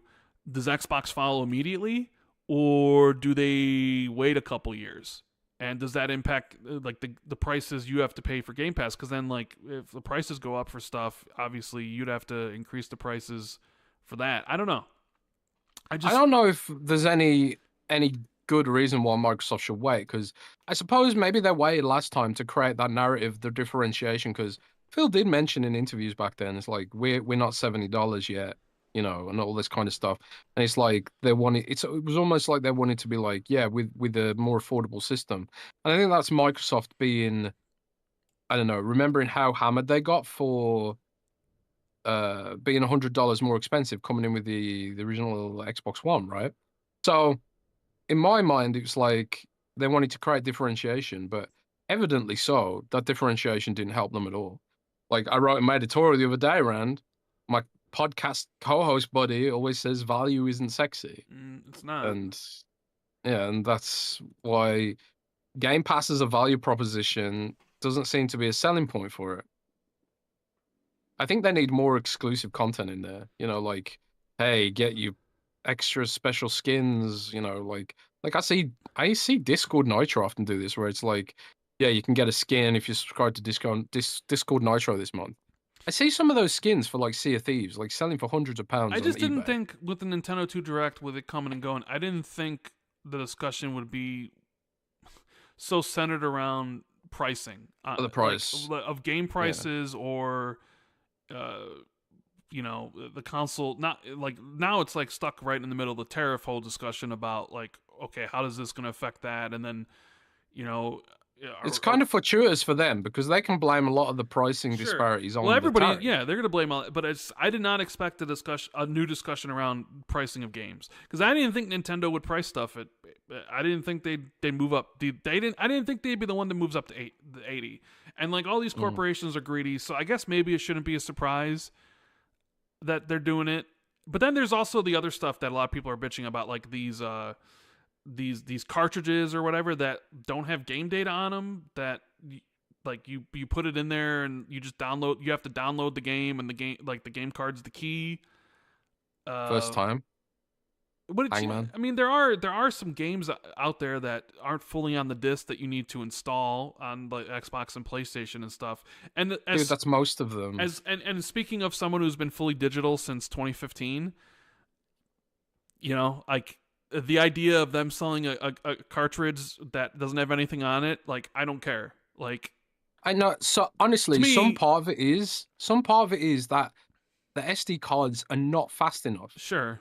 To deliver, a 4K experience. They're not fast enough to stream the textures and all that kind of stuff. And I discovered this bottleneck myself trying to run games off SD cards in the past on the ROG Ally. There's a bottleneck there, if you've compared to like internal NVMe storage. But I ain't gonna clutch my pearls over that as an Xbox guy, because most Xbox games ain't on the disc as well, and PlayStation 2 for that matter. They are just keys. you don't own anything. You don't own the content on the disc. You own a license to the Yeah. content, even if the game is on the disc. I guess I You had I know, guess I had to laugh ship sailed on when that I one. saw that stuff because I was just like Yeah, my first thought was like, oh, the physical bros ain't gonna like this, you know? that's the funny thing about it. You know, when you look at like Connect and the DRM and all that kind of stuff, is a lot of these were the things that content creators clickbaited the hell out of in 2013. Like Boogie and all those guys. I can't believe Major Nelson turned up his house. Jesus Christ, and it was that whole sort of thing where it was like, well, Microsoft like had people with the data saying, well, this is the way things are going, and this is how Steam does it, and Steam's really popular with this DRM, you know. So let's go this way, and in the future we can do game sharing and stuff. And they wanted to let you pool your games with 10 other people, you know. Yeah. And I think that was how they got it through with publishers. Is like, look, you want us to put restrictions on the used game market, you've got to give us something back. You've got to give the consumers something back. I think Microsoft just positioned it really badly when they marketed it. Well, they didn't They should have explain it. called it like they didn't explain They it. didn't Yeah, you explain have it. to They you have to didn't. They deep. didn't show it how it would work, and every No, single executive you asked said something completely different. So yeah, it's you talk to ridiculous. Phil Harrison, he would say something different. You talk to Don Matrick, he'd say something different, and it was just a clusterfuck. They didn't know what the Yeah, hell it was was going on. They were clearly almost unprepared for like any of that shit. So It's almost like the announcement was cobbled together at the last minute because one of the partners pulled out, which threw the whole presentation into disarray, and they had to remake it from the ground up at the last minute. well, that's on them. Odd, oddly specific. But anyways, uh, in any case, I thought that was funny and ironic because people have moved on from that as an argument now. But I think it is a tougher pill to swallow when you were not only sort of taking features away from consumers, whether it's DRM or whatever else, but you're also putting the price up. And I think that's why we have this discussion now. It's like pushback. And I think a lot of people will just generally accept it in the end because it's Nintendo, gotta have nostalgia, whatever it is, Sure, I think for it'll better or work. worse. I think it'll work for Mario Kart World, but I'm not sure it'll work for every game. And I'm sure it would work for GTA 6 and the bigger It's not going to work franchises, for but it's Kirby. but it's not going to work I don't think. for everything else. Because we have some super chats here. Like we have you know, Let's look at the super we chats. have Joaquin, who says, according to Colin, if you can't buy a game for $80, then you probably can't buy a game for $70. So deal with it. Well, that's just another way Hmm. of saying if you can afford a game for $70, then you can afford a game for $80, right? It's just like the opposite. Yeah, but that ignores what I said earlier about people's budgets are going to get tighter too. So it's not just, to be fair to Colin, it's not just that people are going to be spending, more on the game. It's that they're going to have lower purchasing power as a result of Yeah, all the everything else in their life is going costs to going cost up. more. Plus, there's now a bigger risk that you waste more money if it's a game you're kind of like, I don't know if I really want this, right? And now it hurts more Yeah, because now it costs more money. So it's like a game that you might be on the fence about and be like, well, I don't know. And then like sales, like Nintendo sales, like Nintendo games never go on sale. So like Mario Kart World's gonna be like $80 forever, and games, yeah. The last Mario Kart's still 50 quid in the UK. I So checked the like other now, day. if games are starting at a price point of 80 and then they go on sale, like the sale price is going to be like $65 or whatever, which is almost the price, of like at the 70. So I don't know. It's like I could be like, yeah, sure, if you can afford 70, you can afford 80, but like it's like, do you want to? Because you have other things that you can buy, and I understand the video game's a luxury market. This is a luxury market, like game. You don't need As games well, or whatever, but yeah. As it, well as like if like you want to buy multiple games a year, and maybe you already thought 70 was too much, and that price increase is still fresh in a lot of people's minds. So like when you go up to 80, well, do you I remember? think there could be a reaction. Do you remember when we didn't have Matt Piscatella on, but Matt Piscatella talked about these things where it was like 30% of people won't even buy a game this year, and like it was like Mm. 14% will buy like one game this year, Hard. You know, and it was like 10% buy like multiple like 2 games or 3 games a year, and like 4% buy multiple games a month. Like if you're just continuing to raise the price, those numbers are just going to go down. You know. Yeah. You know, the more people won't buy a game because you still have games like Fortnite and everything out there. The more expensive stuff gets. That's just how it's all going to end up being. So, though, And I don't think there's a universe where you can convert gaming into a luxury for the rich, because games often hinge on having lots of users. I mean, it goes completely against the engagement model, which is like have as many users as possible and reduce the barriers as much as possible. Which is, what inspired Game Pass. I was wondering what Don Otaku was going to say, because he's saying Nintendo is charging $80 for 64 gigabyte carts and $70 for 32 gigabyte carts. Both are much more expensive than the Blu-rays. The industry is not following. Y'all putting too much thought into this. Tears of the Kingdom was the only Switch game on 32 gigabyte cart and the only $70 game. Mario Kart World is the only 64 gigabyte cart so far.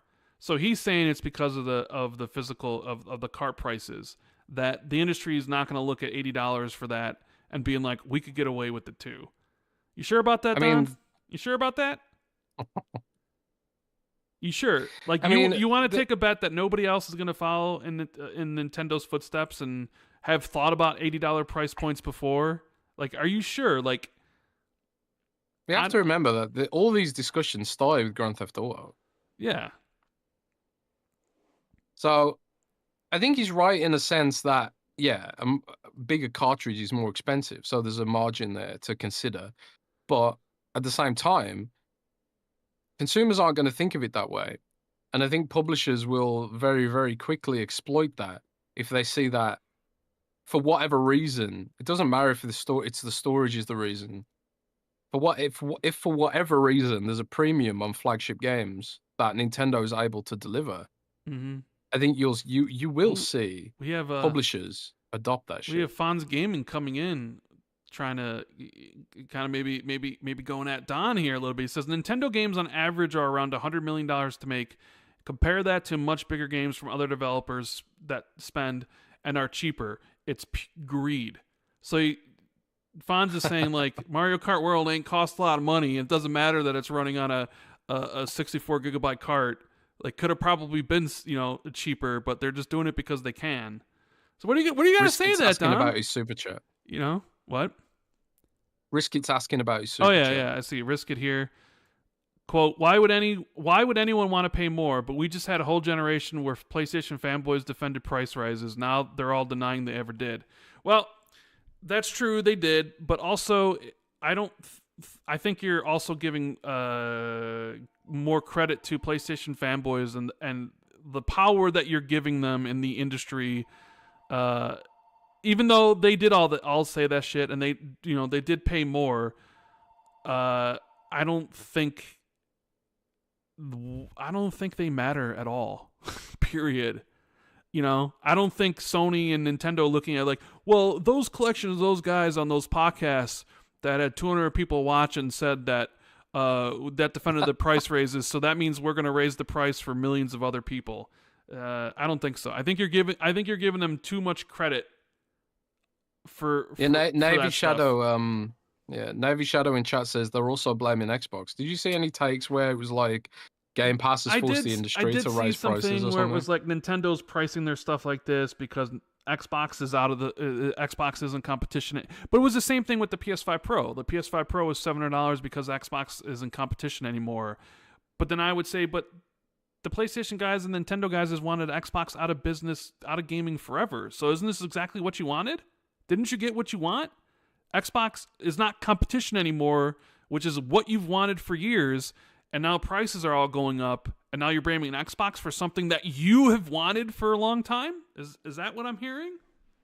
Is that what's going on here, Jez? They've finally, be careful what you wish for, because it looks like you got it. Donataku with the 5. He's got a response. He says, greedy publishers were going to do it regardless. Nintendo isn't the reason for them. The Capcom, From Software, CDPR, etc. are not going to follow. I would not be Well, I mean, shocked so if. wait, Don, are you saying that you don't think when The Witcher 4 comes out in 2027 or 2028 that it wouldn't be $80 if $80 is going to be the new price point for, super high budgeted games? That Capcom wouldn't put, like, Capcom just sold 10 million copies of Monster Hunter Wilds in a month. But they might be thinking to themselves, what if we actually priced that at $80? How much more money would we have made? Would we have still have showed? What if we had only sold 9 million instead of 10 million? You know? Come on. Mhm. Come on, Don. Like, I'm not saying these other publishers weren't thinking about it, but I think it makes it easier for them to go along with their plans if Nintendo since Nintendo was the first one out there, regardless of the 64 gigabyte disc or whatever, even though Mario Kart World probably cost fucking $25 million to make and a couple sandwiches, you know. Mm. You know what I mean? I could go with sandwich right now. But And Fawn yeah, says the Nintendo opened the floodgates. they sure did. And there's another aspect here as well. And when Nintendo is evidently a greedy company. Well, They're I think all running. They're corporations. trying I to. think all corporations are greedy companies. But yeah, Sure, but I think Nintendo is like unashamedly so. Like they're buying up unashamedly, patents on. unabashedly, they're unabashedly Yeah, so. they're Yeah. they're unashamedly a scummy company. They go around shutting down teenagers trying to run Smash Brothers tournaments. They go around trying to patent basic game mechanics so they can put even rather than compete with Pal World, they want to legislate Pal World out of existence. Mm. That is the behavior of a scumbag company. Not like a happy, friendly, family-friendly company. Like Nintendo is the last of the big three that I would ever suggest was trying to do something philanthropically. They are the scummiest of the three, actually, by a country mile, I would suggest. So, if there was anyone I would expect to put greed before their customers and gamers and just the industry in general, it's fucking Nintendo. They are a scumbag company, and they always have been. These are the spicy takes I wanted. I was been waiting for. You know what I mean? Yeah, fuck Nintendo. I've said it before. Have that as my catchphrase. Fuck Nintendo. Mm. They're a scumbag company. Fuck Nintendo and fuck Apple is your motto, right? Yeah, I think Nintendo is even more scummy than Apple. Nah, let's not go that far. But they're both in that sort of Man, Down that sort of Otaku's higher level. not gonna like this, Jez. Mm. You know, the Nerds and Other Legends. I'm sorry, got a Don. super chat. He says the They answer make good games still, even though they're scummy. The answer is simple: put Game Pass as a service in a higher tier within Nintendo NSO, just like EA Play is nested within a higher Game Pass tier. I mean, could that work? I don't know. He also says, member 14 months. My hope is that this will elevate the indie and AA space. If folks chase for value and mass, there will be a response. Yeah, but sometimes you get indies already thriving. Yeah, indies thrive. Well, not all indies, but there are definitely indies that come out of nowhere. Like Schedule 1 is like the new fad on Steam right now, right? Just I haven't seen that. The game is just out of nowhere, just never heard of before, and it's 500,000 concurrent players on Steam or whatever it is, or whatever it had. What? I don't even know. Yeah, like Schedule 1's like the new indie game, early access indie game that literally blew up on Steam like a couple days ago. Damn. You know, there's always those games that do kind of go viral on Steam. I mean, but there's also thousands of games that you don't hear about that nobody bothers with and nobody even knows, right? Because that's just kind of how it is. Sometimes you do wonder. I do get people when a game's price is announced. Like for instance, South of Midnight was announced for $39.99. Some people, weren't like, oh yeah, cool, like a game that's not full price that it's 10 hours long. People will be like, what's wrong with it? Sometimes what's wrong with it? Yeah. People, if a game's not like full price, people think there's something wrong with the game.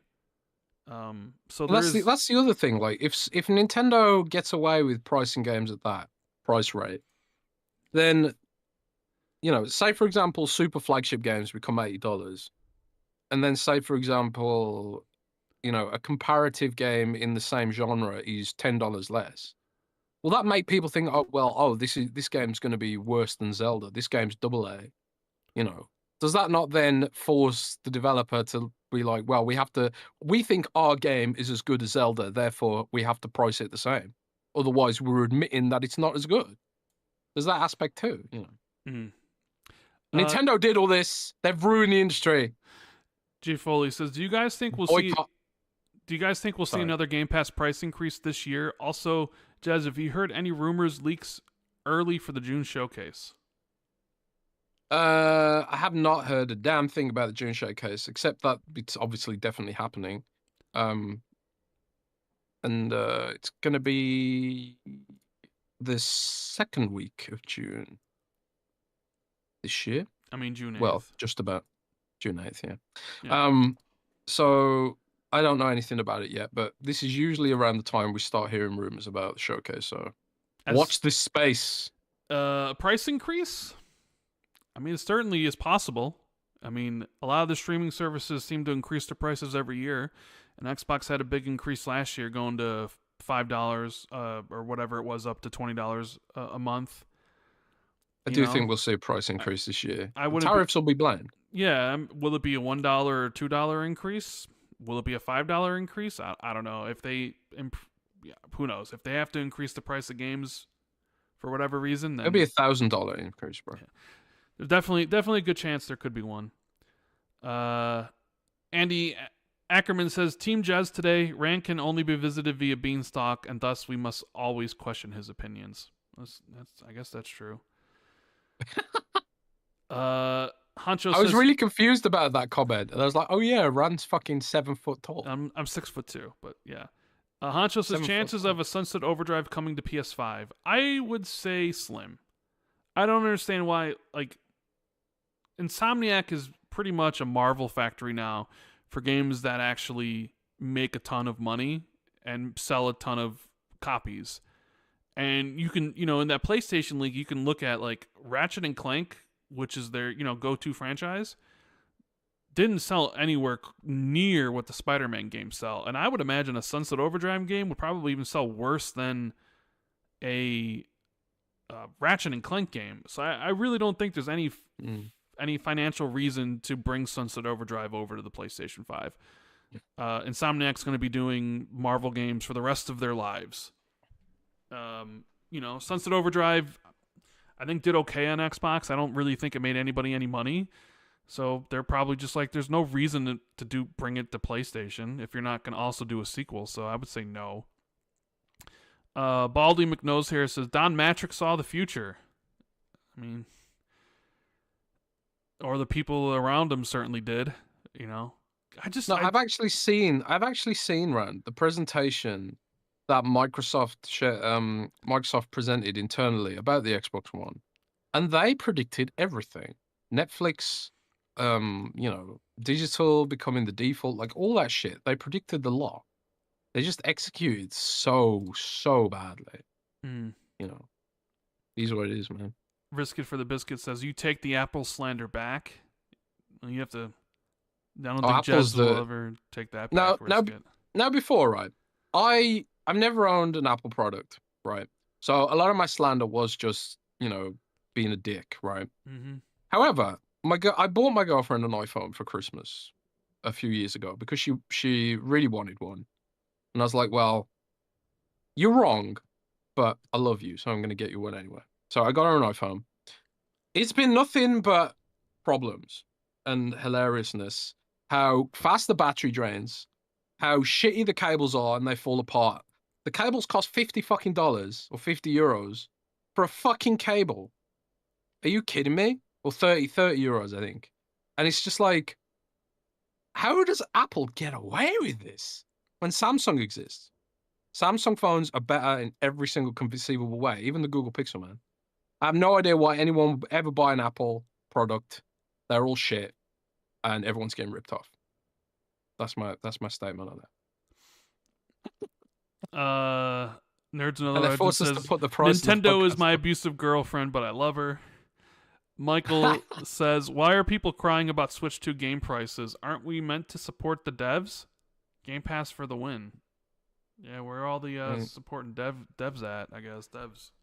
Look, I mean, obviously there's going to be like values in the eye of the beholder, and there's just going to be some games that you're okay spending $80 for or whatever price for, but that won't be every game. And the more expensive games get, the less you're going to be willing to spend money on something that you aren't sure about. Like I've said it Mm. before, and maybe I'll get a lot of hate from this from people in chat or whatever. If GTA 6 is $100, goddamn right, I'm paying $100 for it. I don't fucking give a shit. Rand, you're gaming. I don't care what anybody. Well, see, I don't buy microtransactions or DLC. So You're the gaming, one. bro. You're the one ruining gaming. But yeah, I don't care. You ruined gaming. I don't care because guess what? That's a game I want to play, and I'm willing to pay $100 to play it. Now, if I don't know, Ghost of Yotai came out and it was $80, I'd be like, you know what? I don't think so. I don't need to necessarily play that game right away or whatever. Or another game I'm kind of, it's like, but I'm sure everybody has their own limit on something they're willing to pay for something. So, would I pay What's your more? limit? How much? What's your limit for GTA? 100. That's it. So if it was 110, I would be like, nope. That's Seriously? That's as much as I'm going up. I'm up. but on. Rand, you could afford 100. I mean, you could sure. afford 110. I guess so, but guess what? There's a limit. So I would pay $100. I would pay $100 for GTA 6, and that's as high as I'm willing to go for it. So what if it was 105? 104.99. Nope. That's it. No. That's So it. See, this is where I get confused, right? You're like $4 is nothing. So you're standing on a point of principle there. Yeah. That's like one super chat's worth. You're talking of to difference. somebody. You're talking to somebody to get BioShock early. I think I paid $120 back in 2007. So I'm sure that money counted for inflation is actually $140 or whatever it is. Yeah, but dude, why wouldn't you pay the extra $4? I just wouldn't. If you're willing to pay, so hang on a sec. So why won't you keep the principal at $70, which would benefit more people? Because I don't really have a principle. Will benefit more people. What are you talking about? I'm only thinking. Like I'm only thinking about my enjoyment. I don't care about other people's enjoyment. Didn't you listen to the Rage Against the Machine song? Or was it Beastie Boys? I don't know. Which one's that? No, System of a Down. Fuck the system, bro. Did they? You gotta. We've all got to protest these pay rises, bro. And hey, you're out here, but you're like, when you're a protester and when there's like a strike and you cross the picket line and you become a scab, that's what you're doing by buying GTA for $100. You're a scab, Rand. You're a scab. How much have you paid for World of Warcraft over the years? I ain't the one climbing to have any fucking principles, bro. I'm not climbing to have any principles. Let's see, how much? $15 a month for 12 months times 20 years. How much have you paid for World of Warcraft? And you're giving someone gruff over spending, $100 on one single game when you've spent thousands of dollars on World of Warcraft? I ain't the one climbing. You don't have a leg to stand on. I ain't claiming to have principles, man. I bought the Oblivion horse armor. I have no fucking principles. You're the reason why the industry is the way it is. You're the reason why there's microtransactions and loot boxes and all that stuff, because you're the one who spent. I don't spend any of that money, bro. I've never bought anything in Fortnite. Nothing. I didn't even really play. I played Warzone 200 hours for free. I didn't spend a single dime on that game. So I don't want to hear this. That if a game that I'm super looking forward to comes out and it's $100 specifically for that game, because there's probably no other game that I would actually do that to. Even if Splinter Cell, the game that I'm dying for forever, was $100, I'd be like, actually, you know what? No, because there's a good chance that Splinter Cell game is going to be bad. So I'd be like, nope, I'm not even willing. It's like literally that one and that one only.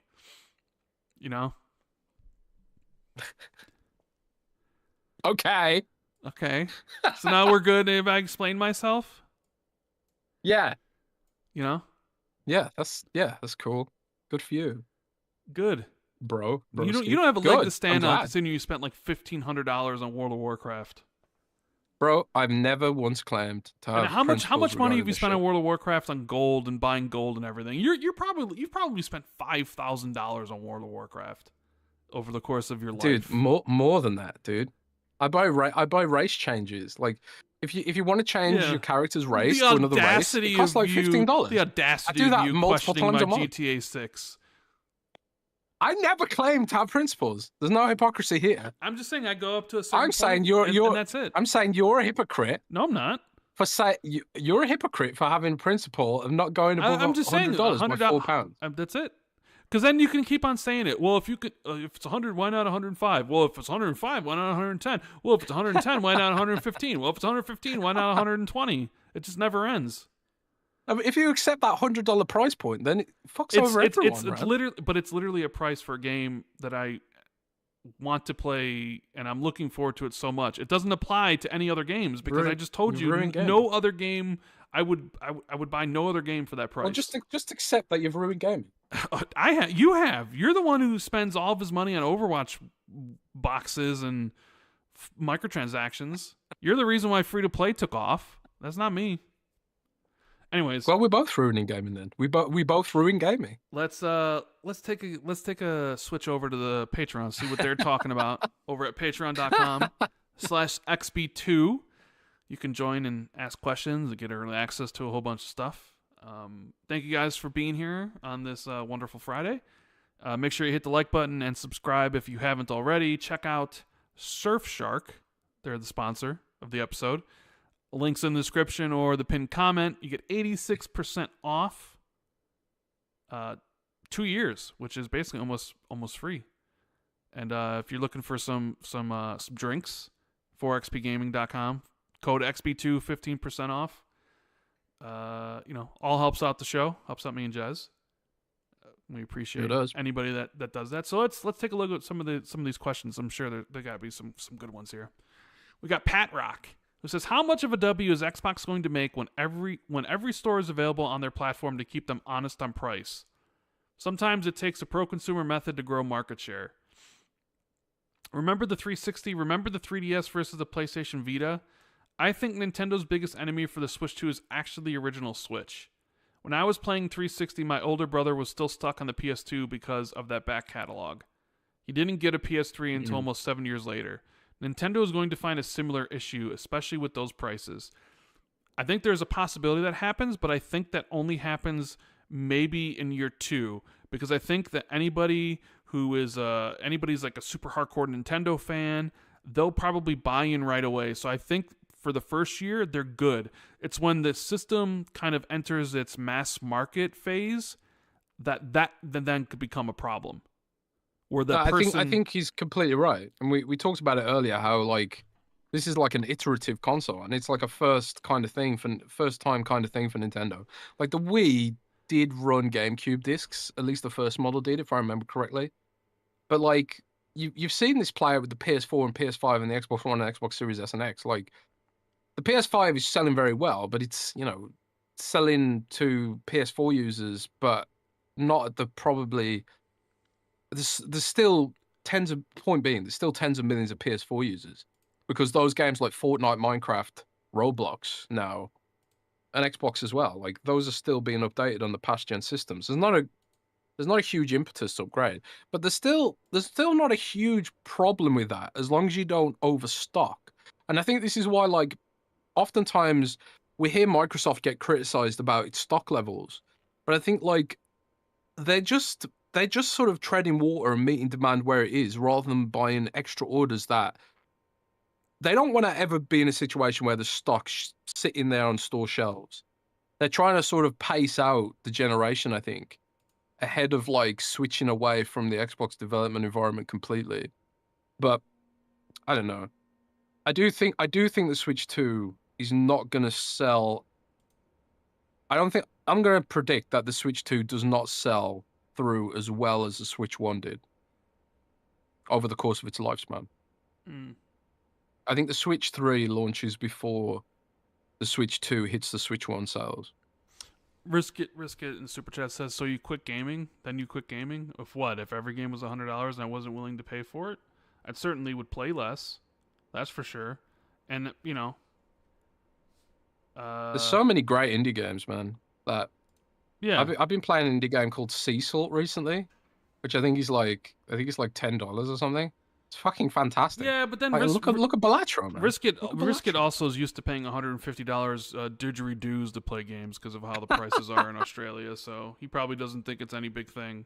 Like Yeah, I, how much has tariffs got to increase prices I in think I saw Australia? Special Nick pre-order his thing, and I think the Switch 2 was like 700 didgeridoos or whatever.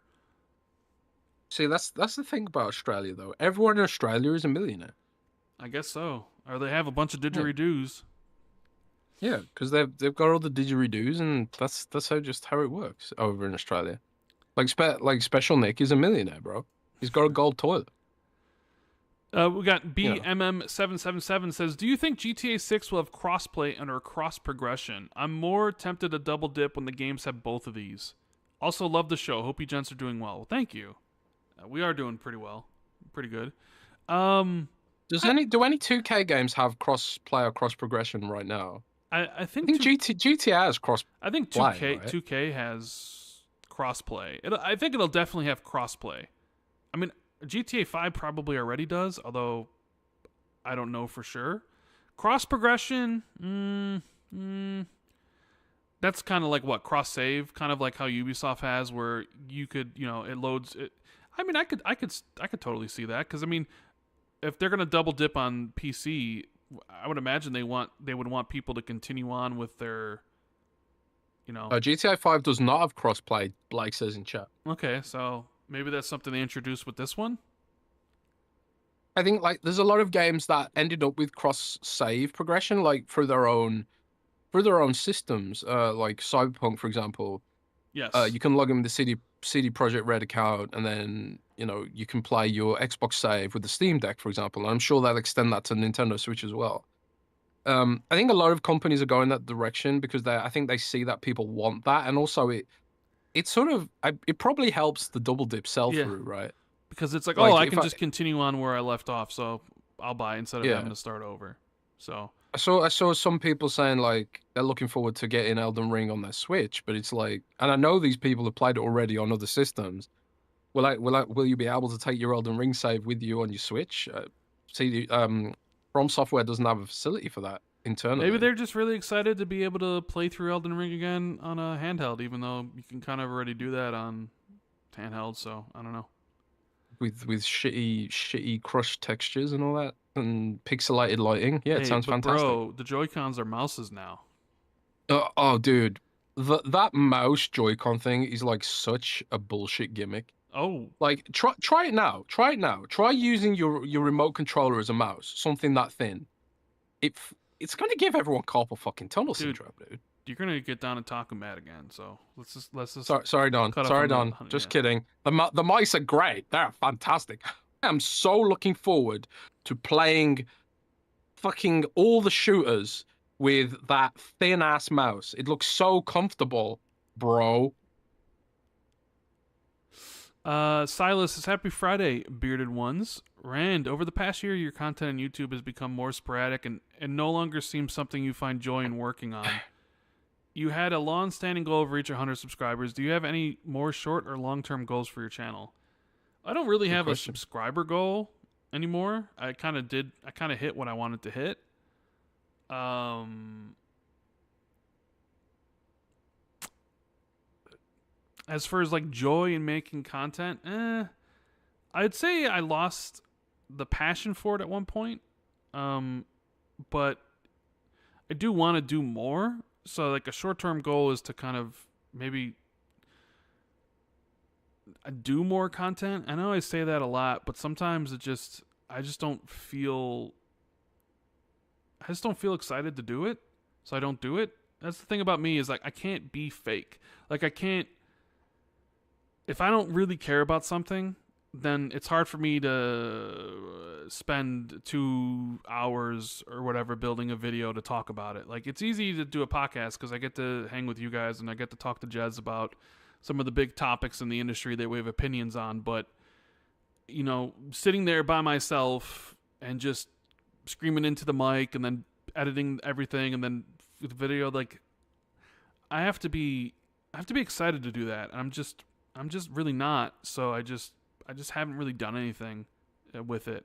That's not to say I don't have any goals for the channel. Is like I do want to make more videos, and I guess maybe I need to take that by short steps of like, okay, make one video a week, and then like, okay, you did one video for a month, okay, now do it again for another month, and like, oh, maybe up at the 2 or whatever, and start small. But I don't really 100,000 is where I just like that was the goal, that was it, and I never really went beyond that of like subscriber goals. It was like I never was like, oh, 200,000, 250. It was just that was it. So yeah. I mean, there was a lot of platform sort of content to talk about back then. And I think this gen has been like, it's been a really iterative kind of gen. So maybe if next gen is more like interesting with all the kind of stuff they're going to do with the platform, there'll probably be more to talk about. Yeah. I feel you, man. I want to make more gaming videos. Like I made a video the other day on the Windows Central Gaming channel. My issue is like I'm tired, man. Tired. So like I don't get paid to make videos. Um so like if you see a video of Windows Central from me go up on the channel, that's something that I did in my spare time. But half the time I'm just super tired, man. I did a video for Xbox's Game Hubs on Windows Central Gaming channel. That was kind of fun. I did a video for Stalker 2 because I was really excited about that one. So I went through with that. I also did a video for First Berserker, but the algorithm hit me like a truck for that. For some reason, my Stalker 2 video got 10,000 views, but my First Berserker video got 300 views on the channel, algorithmically. Well, It's crazy. I think that has to do with hype and how people are looking forward to something for Stalker 2 related and not Berserker related. Sometimes that's just how it is. Yeah, I feel bad for First Berserker, man, because it's a really fun game, and I've seen no hype for it at all from anywhere. I played it earlier today for a couple of hours for to record some footage for the podcast, and I haven't seen any hype for this game, and it's really unfair because it's really really fun. It's really well designed. It's really tight combat, and it's got great visuals. I have no idea why there's not more hype about it, but yeah, well, it is what it is, I guess. Sith Lord says Don Taku can't wait to blow into his Switch 2 like Jeff Keighley. I'm sure. The Switch 2 have blowing power? I don't think so. I don't think it does. Navy Shadow says I need Code Vein 2. That's another game in my backlog I haven't played yet. Code Vein. Did you ever play that? I did not, but I know of it. I know of Code Vein. Pandaman77 says, "Hey guys, no new news, right? Anyway, do we see cloud taking off because of the increase in pricing? Also, I think cloud gaming might be better for handhelds as the systems run cooler and better performance." I don't really think cloud gaming's in the space now where it could blow up because of the pricing. I don't think we're necessarily there yet. I don't know. Do you agree with that? Are we just not like? And we haven't really seen if like the pricing will follow. I mean, maybe if everything becomes exorbitantly expensive and it's like there's the cloud. I mean, maybe that is like how cloud gaming becomes popular, where it's like we can't afford these $800 and $900 systems, but you can cloud game pretty easily for cheap. Well, this is the thing though. Like, cloud gaming is also going to be impacted by tariffs because those servers, the cloud is a physical thing. We think of it as like this thing in the clouds, but it's actually like you're playing on someone else's Xbox.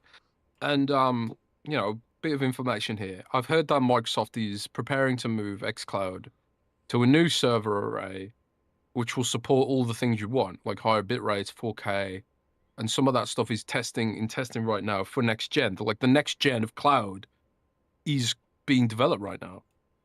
But like that next gen of cloud is going to be more expensive than the previous gen of cloud.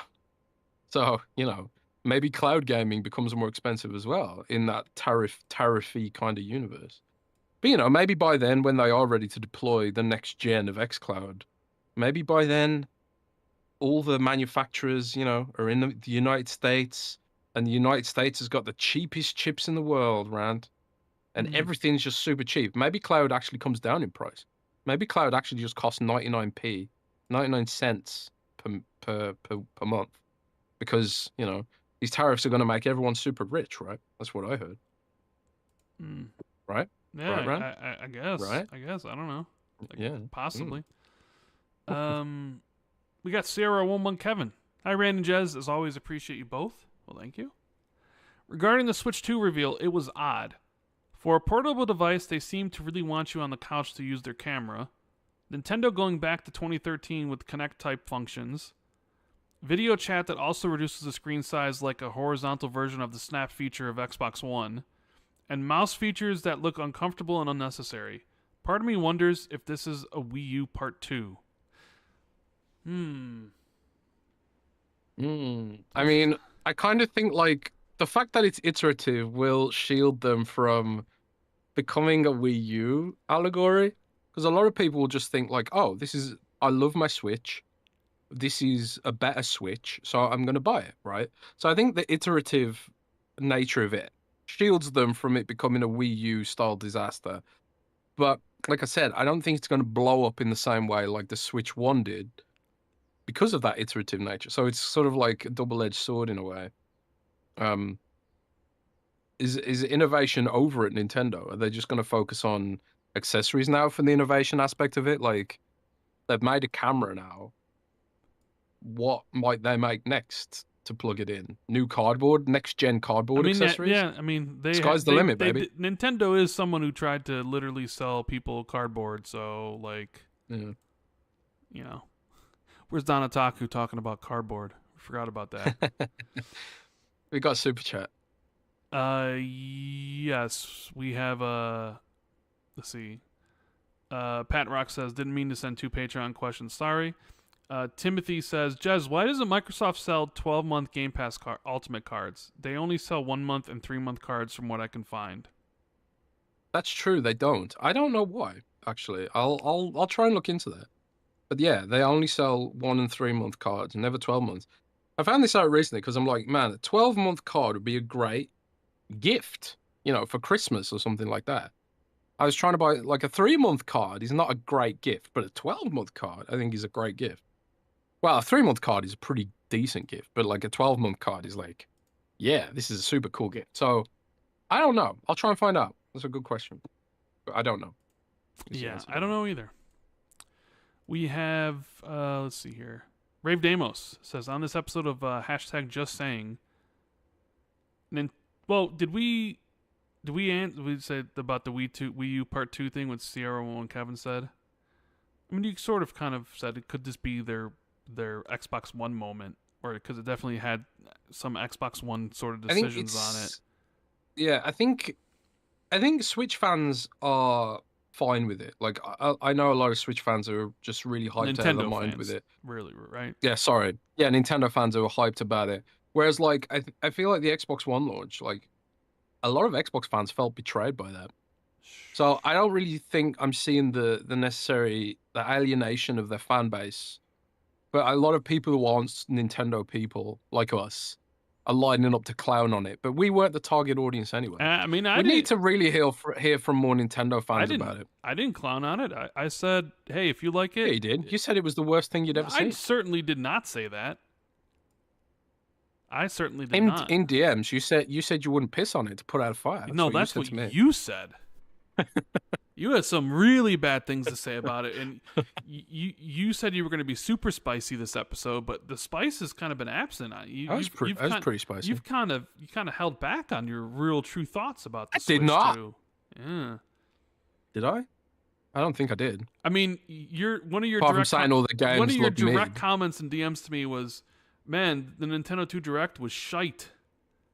And I said, "It was." And I said to you, "For me, yeah, but I mean, you don't care about Nintendo, all the games so who cares? like I saw Thomas Mahler of Moon Studios point out the shitty animations in that Donkey Kong presentation. I did see that tweet, yeah. And I was just like, Microsoft and Sony would not get away with this level of mid. This, like, they want to sell this as a full price game. Like, you got South of Midnight out here. People are asking why it's not a full price game. And then Nintendo wants to sell, like, high school grade animations. High school grade animations? Oh man. I could animate better than High that. school grade animations. You say you really call Yeah, Miyamoto high school man? Oh man. yeah, dude. Woo. He didn't animate that himself. Yeah, I'm sure. The Winter's Shoulder says the first Berserker Kazan and Assassin's Creed Shadows aren't in the new releases part of the store, affecting visibility and sales. Please pass it on, Jez. I did notice last night when I was on. I looked for South of Midnight, but the South of Midnight premium launch thing wasn't even in new releases either. So I don't know. Mm. I don't I know. don't I don't know know. if that's a bug or something, but if they're not showing there, then yeah, that's a big problem. Yeah, sometimes the store's slow to update, but I don't know. Rave Damos says on this episode of hashtag Just Saying, Nintendo launching a 4 teraflop console in 2025, 4 years after Microsoft accomplished the same, should finally lay to rest the flawed argument that the Series S is, quote, holding back gaming. Sure, it's not the top tier option or the ultimate way to play, but it does exactly what it's meant to do and does it well. No issues with the Switch 2, no issues with the Series S either. The Series S is just 2 gigabytes of RAM away from absolute perfection. Happy Friday, everyone. It's that fucking RAM, man. It's It the really is RAM. that RAM. Like that RAM allocation will probably haunt them forever because if they just matched the RAM, and they should have done, they really should have done. You know, it's kind of like Apple when they were like 8 gigabytes is enough, and it's like they had to concede that it wasn't. You know, I think if they just nailed the RAM, no one would have a bad thing to say about that system because all the arguments like, oh, we can't port it because of the RAM, all those would go away. The port jobs would be easier because they wouldn't have to make those considerations, right? But not to the same way, not to the same level. And also, you know, now you've got the Nintendo Switch, where I think has more RAM as well, right? I mean, I don't know. Yeah, they're probably sitting there thinking like, man, why didn't we just add a little bit more RAM? You know, but Yeah, but they it is didn't. what it is, man. Hashtag just saying, you know, it is what it is. Rave, Yeah. ravey Demos. We have good old Collins. Happy weekend, Rand and Jez. Rand, South to Midnight. You discussed it in detail. Rand, South to Midnight. You discussed in detail the gameplay and a bit about the story, but as a reader, as a viewer, was South to Midnight a story worth telling? Is Hazel's travel or journey worth accompanying with her? I think it's worth playing. Absolutely. I thought a lot of the side stories were pretty dark and tragic, and I like learning about some of the Southern folklore. I mean, I think like Hazel's overall journey of like trying to find her mother might be more. Yeah, you know, it's like it's sort of been done before, but I do think South of Midnight is a game worth playing. I don't really think it doesn't overstay its welcome. I mean, it's 10 hours long. There's different difficulty settings. There's options to skip things if you don't like them, so the game's shorter if you actually want it to be. Um, I like Hazel as a character, and I like the journey she goes through in the game. So I think it's a story worth telling, and I think it's worth playing. Yeah, especially if you got Game Pass, definitely check it out. You know, $40. You know, I'd be like, yeah, that's a good price for what it is. If you wanted to buy it like that, but if you're really worried about like looking at the Metacritic or whatever, be like, well, maybe you should wait for a sale. But I definitely think it's a game worth playing. Pat Rock says, looking at the Switch 2 little tech demo game, it made me think, why doesn't Xbox make a game to explain how Windows works? I feel like a lot of people have frustrations with Windows but don't really understand why. Could be a time-based game where sometimes in the modern Windows you jump back to 95 or XP or DOS because essentially Windows is a time machine for operations and executions. Might sound dumb, but I think it could do some good. But what studio would do it?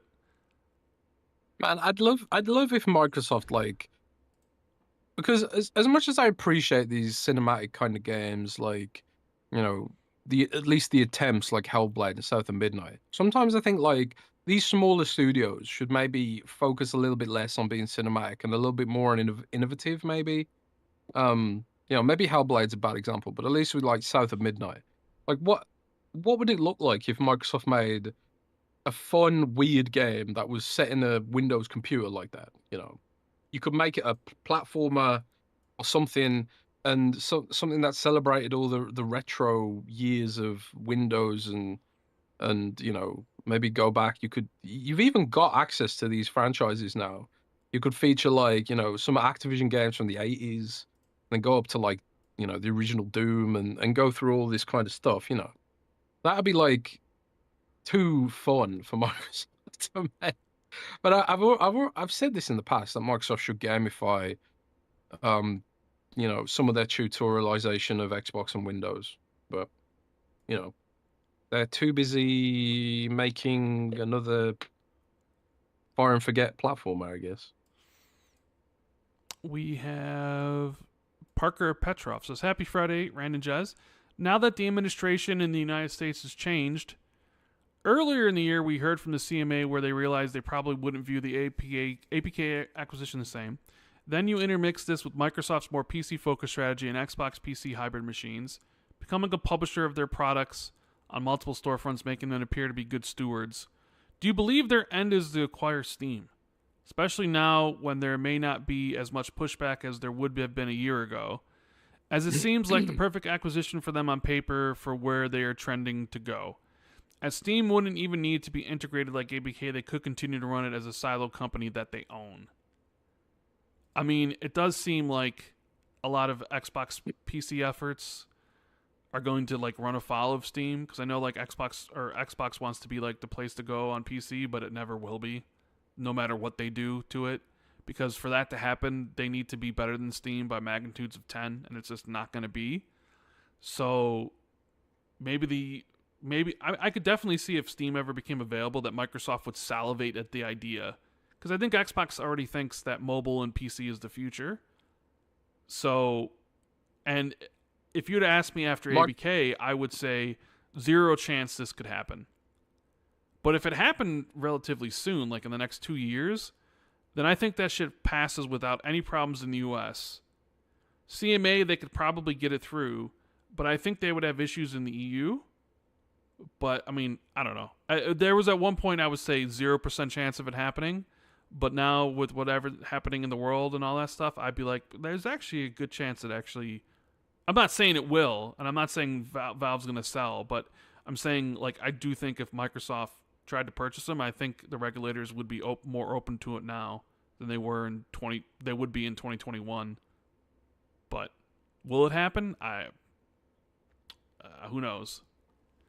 I know PC gamers they'd probably throw up if it did happen. Could you imagine waking up one morning and seeing Microsoft has agreed to acquire Valve from Steam, or Steam has agreed to acquire Steam from Valve, or buy Valve for the price of $20 billion or whatever it would be? Could you imagine the reaction online from that, from PC gamers and everybody? Holy crap. I almost want it to happen just for that.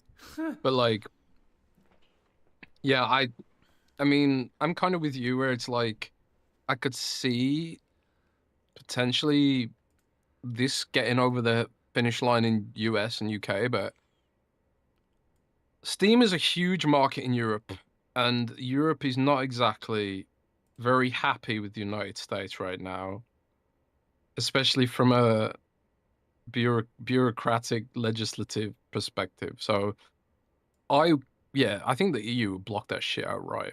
Because it goes against their whole open platforms kind of the whole open platforms sort of philosophy right now. It's kind of like, well, yeah, Windows is an open platform and everything should be like Windows, so companies like Valve can grow and thrive.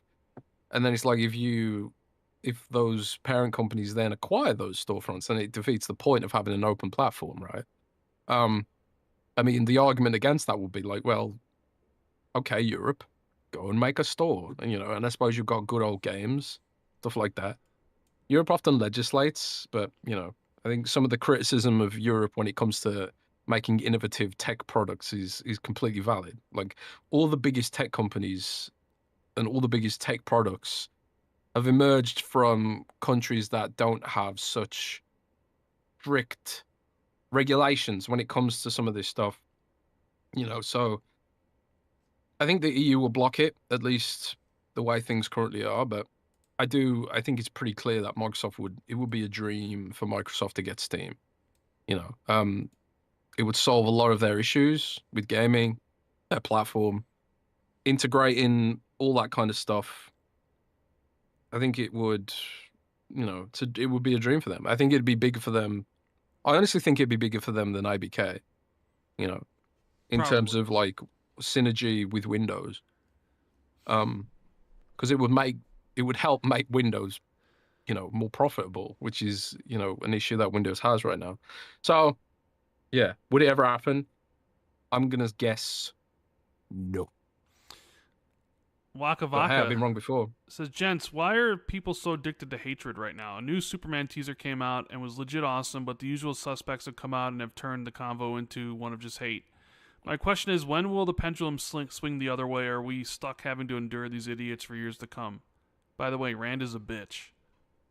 What? Excuse So me? hang on, he puts out a comment talking about how I know, right? hate, and then he And he goes ends on. it with, He with me goes being a through bitch. it. You want to know why? It's because hate's uh, been monetized. yeah, So everything, and when there's dollar signs to be had to hating everything and anything, this is what's going to happen. And so the loudest voices are promoted on social media and YouTube and all that stuff, and then that's where we're at. Will it go away? I think you know what? I think the only way it really lessens is if companies change their algorithms a bit to like stop promoting stuff like that immediately. But it's all about money, right? It's Yeah, all just a monetization thing now. People are just making money off of your anger to keep you angry about the next thing. So what are you gonna do? I thought the Superman thing was really cool. I saw people like freaking out and super angry at Crypto the dog, and I'm just like, bro, you ever like anybody like pissed off about Crypto trying to play with Superman when Superman's on the ground and screaming in pain? It's like, have you never had a dog before? Like a dog wants to, especially a puppy, he wants to play all the time. He doesn't know if you're hurt. Like I've had like injuries where the dog, my foot, I like jammed my toe, and the dog's jumping up and down, and lands on my foot, and I'm like, God damn it, like it's just. But people are like, then the whole thing like, I don't know if this new Superman movie's woke. Off of what, a 4-minute clip of Superman with his dog? I was just like, holy shit, like what is going dogs on are here? woke, bro. Yeah, I know. Dogs are Dogs are woke. woke If you own a apparently, dog, it's woke. Dogs are woke. but that's just it, But man. Making money off of hate. That's what it is. I tell one part of it is, and I think um, you know, it's because a lot of social media platforms don't have a dislike button or a downvote button. So like on Reddit, for example, where you can like or dislike a post, the stupid takes and the outright hateful takes, generally speaking, get downvoted into oblivion and you don't see them, right? On social media like Facebook and Twitter and stuff like that, they don't have a dislike button. So the comment system becomes the dislike button. If you can't express, if you could express your dislike of something more easily, like just hitting the dislike button, I think, or a downvote button, I think you see a lot of those negative comments go away. But the fact of the matter is that on Facebook and Twitter and a lot of other platforms that only have a like button, people use the comment system as a way to express their dislike. So like even on YouTube comment system, I find that, I know YouTube removed the visible dislikes, but there's still a dislike button there, right? And I honestly think YouTube's comments, if you go like on a popular video, all the top comments that get sort of put at the top, they're usually just funny comments these days. All the negative comments are like super buried down the track. And I think that's because people, when they want to express their dislike of something, they have the opportunity with the dislike button. And I think in some cases, if they can do that, they will, and they'll move on. And maybe they don't even comment. I think that's why, like, if Facebook and Twitter really did want to have fewer negative comments, they could add a dislike button. But they won't do that because it's, comments create arguments which create engagement. And it's one of the reasons why Reddit is often referred to as um Reddit's often referred to as like the least profitable social media platform because, I suppose there's less arguments there. I mean, well, obviously there is arguments on Reddit, but some of the more toxic stuff on that proliferates really well on Facebook gets downvoted into oblivion on Reddit. So I Yeah. don't know. Let's see. I think that's it. I think we got through all the Patreon questions, and we're definitely over 4 hours. And I know it's getting late for you, so I think we come to the end of the episode. Man, 4 hours flew by really fast. Want to thank everybody for hanging with us this whole time. Appreciate it. If you're listening to this later on YouTube, hit the like button, subscribe to the channel. We appreciate that. iTunes, Spotify, leave us a review or give us a rating. Sponsors for the episode, thank you so much to Sheriff Sark and 4XP Gaming. Links are in the description. You get 86% off 2-year deal with Sheriff Stark. And if you want to buy more 4XP Gaming drinks, it's code XB2 for 15% off. But with that, Jez, what we got coming up this week? Anything? An Xbox 2+1 on Tuesday? Or an Xbox Ultimate on Tuesday? Or maybe we do an Ultimate this week. We haven't done one of those in a while. Yeah, let's do an Ultimate on try Tuesday. to do one of those. And then we'll be back next Friday, or a week from now, to talk about whatever else. We'll see what goes on in the industry. And until then, hope everybody has an amazing weekend. Enjoy South of Midnight if you're playing that. And keep it gaming, everyone. Later. Rock and roll.